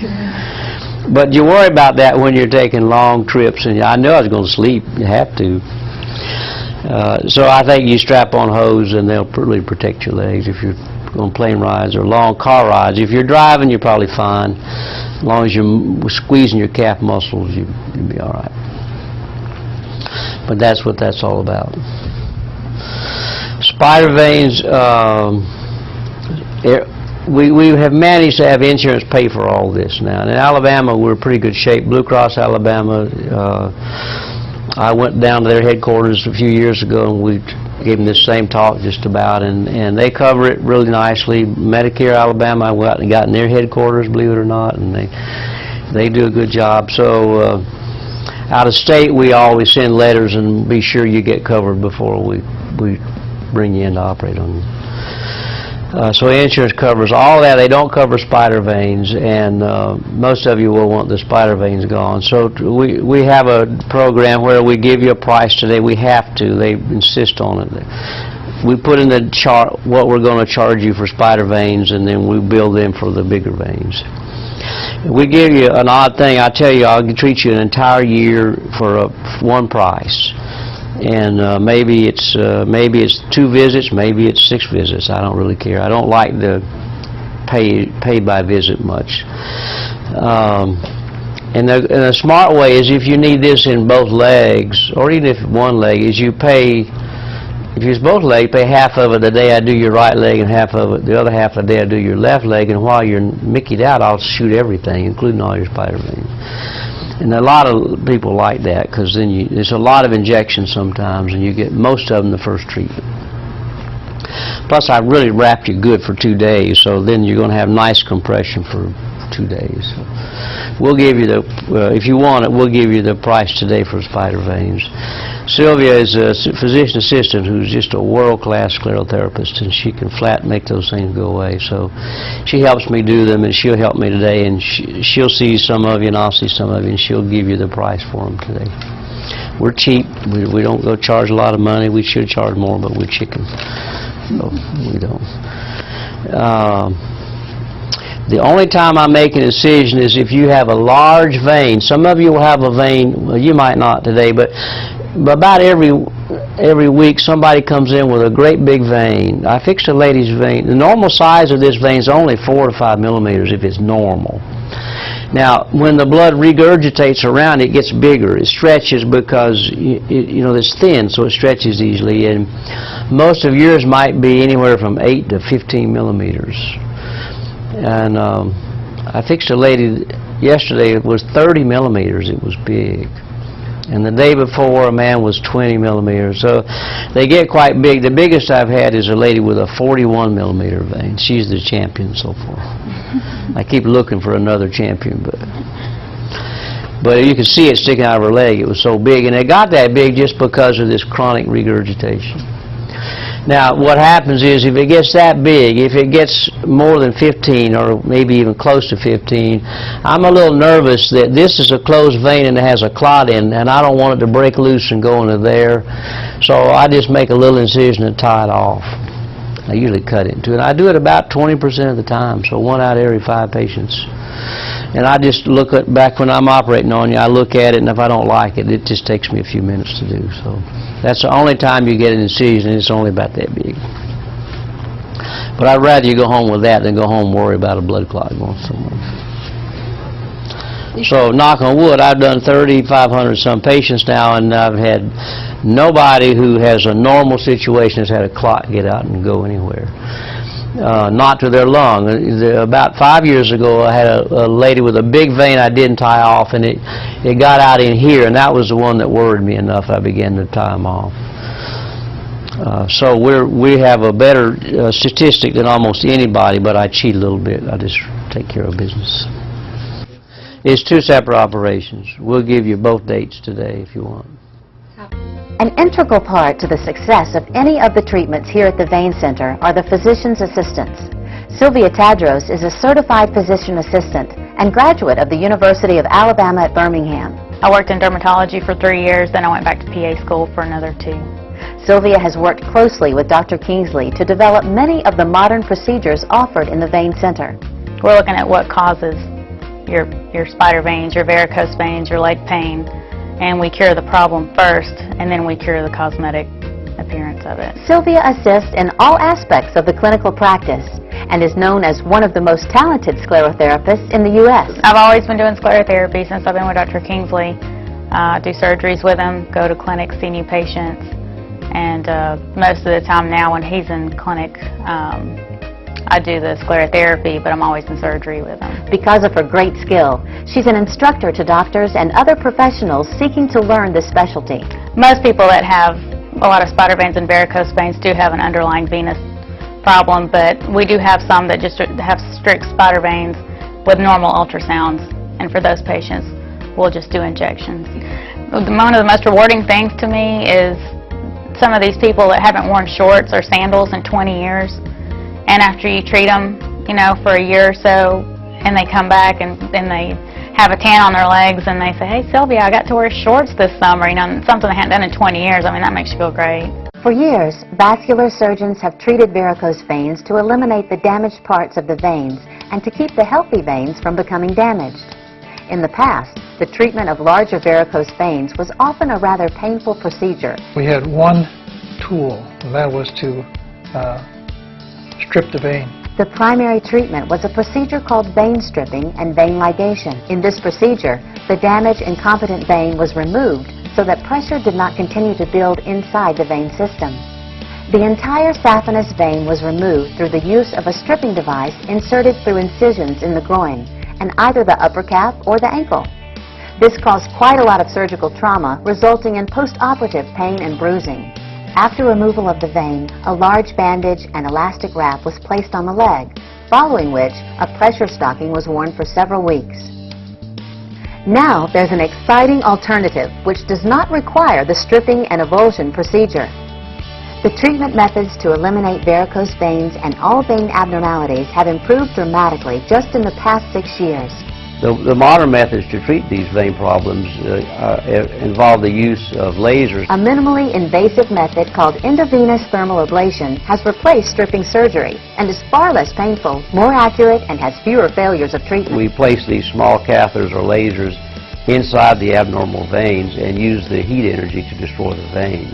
Endovenous thermal ablation is performed by placing a laser fiber, or RF catheter, inside the abnormal saphenous vein. As energy is applied, the heat destroys the vein lining, causing the vein to shrink and scar to a small cord. Blood flow through the abnormal vein is halted almost instantly at the time of treatment, and the skin vein blood flow is diverted to the deeper and completely normal veins. Vein pressure is relieved in all leg veins, allowing abnormal veins to dry up and preventing future varicosities and other symptoms. We perform these procedures with our patients mildly sedated so that there is very little pain or memory associated with our operations. Our surgeons perform the endovenous ablation operation between 45 to 50 times each week and have one of the largest experiences with this procedure in the world. Dr. Kingsley has performed over 4,500 such procedures and helped pioneer some of this modern technology. This replaces the old stripping surgery, so the beauty of this is that we can do the right operation with ultrasound guidance. The operations are not very painful. We do them in the office. The after surgery pain is very small. The outcomes are much nicer than ever in the past, both in terms of how patients feel. The legs feel better. The legs look better. Our ladies in particular like the cosmetic appearance after we treat their legs. So we have quite a dramatic improvement in methods to treat various types of vein abnormalities. The modern treatment of varicose veins would not be possible without ultrasound. Medical sonography or ultrasonography is a technology which uses sound waves to visualize the internal parts of the body in a non-invasive way. Ultrasound has been used for many years to visualize unborn babies in the womb and to examine many body organs. Here at the center, it's a critical part of the diagnostic process. Modern blood vessel ultrasound allows us to identify the anatomy and blood flow physiology of all normal and abnormal veins of the body. It can also detect blood clots in the circulation. The ultrasound room is spacious and equipped with only the very best equipment. But even more importantly is the skill of the sonographer in determining the vein abnormalities of each patient. This allows us to plan how our patients are to be treated. At Alabama Vascular Vein Center, we have on staff one of the most highly credentialed and experienced sonographers in the United States, Mr. Zeke Eldridge. The ultrasound will help me determine whether or not this is a vascular condition, or it will steer the doctor in the right direction. While Mr. Eldridge handles the bulk of the diagnostic ultrasound, Dr. Kingsley and Dr. Asobi are also credentialed as sonographers. If you suffer from spider veins or varicose veins, you know they can be very unattractive, and varicose veins can be painful as well as ugly. The wonderful thing is there are all kinds of new treatments available that are not only highly effective, but relatively painless and done in such a way that they won't keep you away from work or other activities for long lengths of time. Before we talk about these treatments, it's important to know a little about what causes the problems. I'm sure you're asking, just what are varicose veins and spider veins? Well, let's look at just what the veins in our legs do.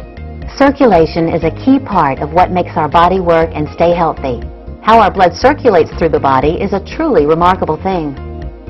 Our blood carries oxygen and nutrients throughout the body. The heart is the pump, and our blood vessels are the pipes that circulate that blood throughout the body. Arteries deliver the blood to the body. Veins return the blood to the heart. Since we spend a lot of our time standing or walking, our circulatory system has to fight gravity to push the blood in our veins back to the heart. The pressure in our veins is very low, and there is no pump in our foot to send the blood upstream. Blood flows in our leg veins toward the heart and is assisted by small cup-like flaps called valves, which are spaced along the inside walls of our veins. These valves open upwards so blood can move up. When the valves close, they keep blood from falling back down in the veins. But sometimes our circulation becomes impaired. When that happens, the blood flow back to the heart is reduced. Your muscles still try to squeeze the blood back up through your veins, but if your valves have become damaged or weak or injured, they just can't keep the blood flowing upward, so some blood drops back down the vein. This puts excess pressure on the other valves in the veins below. This extra pressure starts weakening and dilating the veins in the skin of the legs. By the end of the day, a person with this problem will have accumulated extra blood and fluid in the lower part of the leg, especially around the ankle. This causes a condition we call ropey veins. That is, a vein with sagging walls, which cause the vein to bulge or twist like a rope. Sometimes the enlarged veins allow the blood to pool or fill up the vein without moving upstream. The result is often the formation of a blood clot, with subsequent inflammation leading to the diagnosis of phlebitis.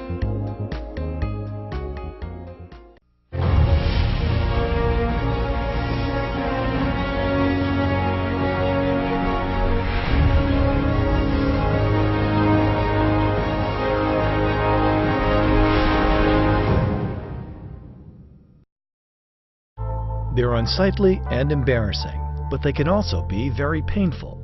Varicose veins are knotted, enlarged veins that may be visible through the skin. Most often found in the legs or feet, varicose veins are a common nuisance for many, but for some, they can cause aching, swelling, and burning. On a daily basis, my varicose veins caused my legs to get tired, but the primary problems that I had were the cramps, waking me up during the night with the leg cramps. Varicose veins are caused by increased blood pressure in veins near the skin's surface. Vein valves allow blood to go back to the heart in one direction. As we age, these valves degenerate and can leak. This condition is called venous reflux or venous insufficiency. Sitting or standing for a long period of time causes the blood to pool, increasing pressure on the veins and sometimes stretching them out. The result, thick, twisted cords known as varicose veins. Every patient with varicose veins, by definition, has venous incompetency, which means there's too much pressure inside their leg veins and there's too much stagnation of blood flow. The risk for blood clots is quite a bit higher than the average normal population. They have a much higher incidence of leg swelling, of leg pain, a whole bunch of symptoms. Even in the end spectrum are these very painful ulcers that patients get on their ankles. There are ways to help prevent or slow the development of varicose veins. Losing weight, exercise, and elevating your feet can help. But once they do develop, patients now have advanced effective treatment options that reduce recovery time. In years past, a painful procedure called vein stripping was the standard of care. Today's treatments are much less invasive. We used to strip the veins out. That was the old treatment, very unpopular. The modern treatment is to do what we call endovenous laser ablation. So we close the veins with the laser. We don't strip the big veins out any longer. The stripping surgery really was attended with quite a lot of pain. Patients missed work, several weeks' work usually. The endovenous laser ablation is associated with minimal pain. 4 out of 10 of our patients report they have virtually no pain. Their downtime is most of the time 2 days. The day of procedure, they behave themselves. 2 days later, they can go back to work. Since I've had my vascular surgery, my life has gotten much better because I don't wake up during the night with leg cramps, and also I can do things that I enjoy, like gardening without any problems. I find that I can walk more, do more, and I just don't have any pain. They're like new legs. The general public has always thought that any vein-related problem, especially varicose veins, are a cosmetic issue, not a medical issue. And that's completely wrong. Varicose veins are a sign of an underlying abnormal vein circulation problem.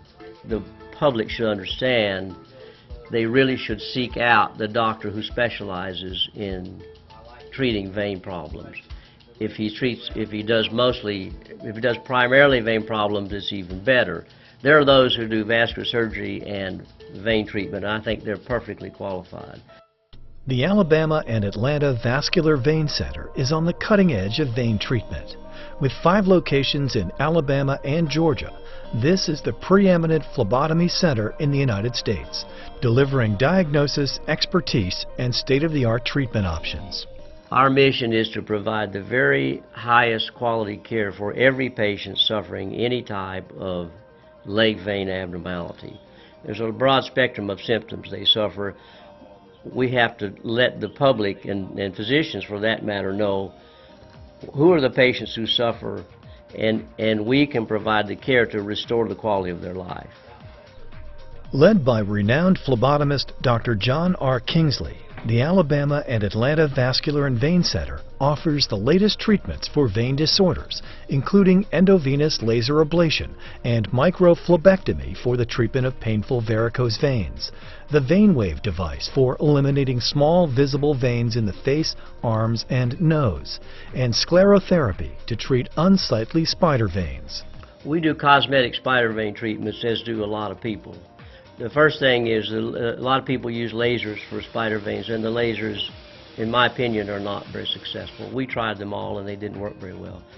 We use a very nice solution invented in Italy, and we add some components to it, and the results are just outstanding. The Alabama and Atlanta Vascular Vein Center also offers cosmetic surgery procedures during leg treatments. Offering combined procedures for patients gives them the opportunity to combine their recoveries. So they're going to have less time away from work or away from their families and doing the activities that they like to do. It also is much less expensive for patients when they're able to combine procedures. In addition to that, it's one anesthesia time, so it's less time that they have anesthesia. Patients at Alabama and Atlanta Vascular and Vein Center are thrilled with their lasting results. I had the laser ablation, which dissolved the problem veins, and after that occurred, then my circulation in my legs was great, and so I've had no problems, just lots of energy and good legs. I highly recommend Dr. Kingsley to anyone who is looking for any kind of vascular surgery. I think he is an expert in his field, and he just really cares about his patients and does a wonderful job with them. If you have varicose veins, don't live with them another day. Contact the Alabama and Atlanta Vascular and Vein Center. Visit us online at alabamavascular.com.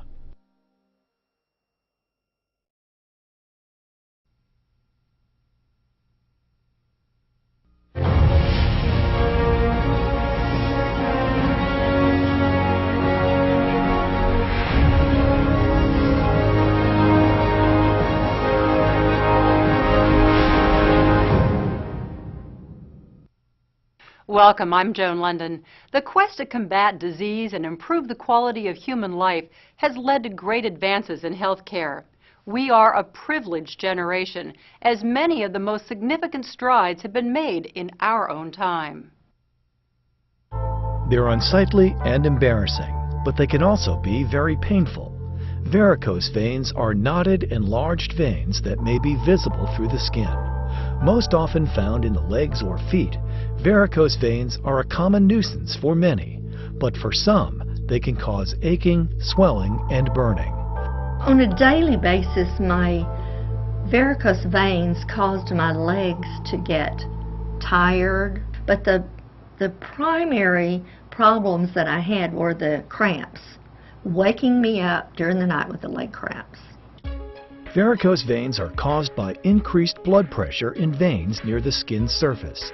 Vein valves allow blood to go back to the heart in one direction. As we age, these valves degenerate and can leak. This condition is called venous reflux or venous insufficiency. Sitting or standing for a long period of time causes the blood to pool, increasing pressure on the veins and sometimes stretching them out. The result? Thick, twisted cords known as varicose veins. Every patient with varicose veins, by definition, has venous incompetency, which means there's too much pressure inside their leg veins and there's too much stagnation of blood flow. The risk for blood clots is quite a bit higher than the average normal population. They have a much higher incidence of leg swelling, of leg pain, a whole bunch of symptoms. Even in the end spectrum are these very painful ulcers that patients get on their ankles. There are ways to help prevent or slow the development of varicose veins. Losing weight, exercise, and elevating your feet can help. But once they do develop, patients now have advanced effective treatment options that reduce recovery time. In years past, a painful procedure called vein stripping was the standard of care. Today's treatments are much less invasive. We used to strip the veins out. That was the old treatment, very unpopular. The modern treatment is to do what we call endovenous laser ablation. So we close the veins with the laser. We don't strip the big veins out any longer. The stripping surgery really was attended with quite a lot of pain. Patients missed work, several weeks' work usually. The endovenous laser ablation is associated with minimal pain. 4 out of 10 of our patients report they have virtually no pain. Their downtime is most of the time 2 days. The day of procedure, they behave themselves. 2 days later, they can go back to work. Since I've had my vascular surgery, my life has gotten much better because I don't wake up during the night with leg cramps, and also I can do things that I enjoy, like gardening without any problems. I find that I can walk more, do more, and I just don't have any pain. They're like new legs. The general public has always thought that any vein-related problem, especially varicose veins, are a cosmetic issue, not a medical issue. And that's completely wrong. But varicose veins are a sign of an underlying abnormal vein circulation problem. The public should understand they really should seek out the doctor who specializes in treating vein problems. If he does primarily vein problems, it's even better. There are those who do vascular surgery and vein treatment, and I think they're perfectly qualified. We're glad you could join us for a closer look inside the important world of healthcare. I'm Joan London. I hope you'll join us next time.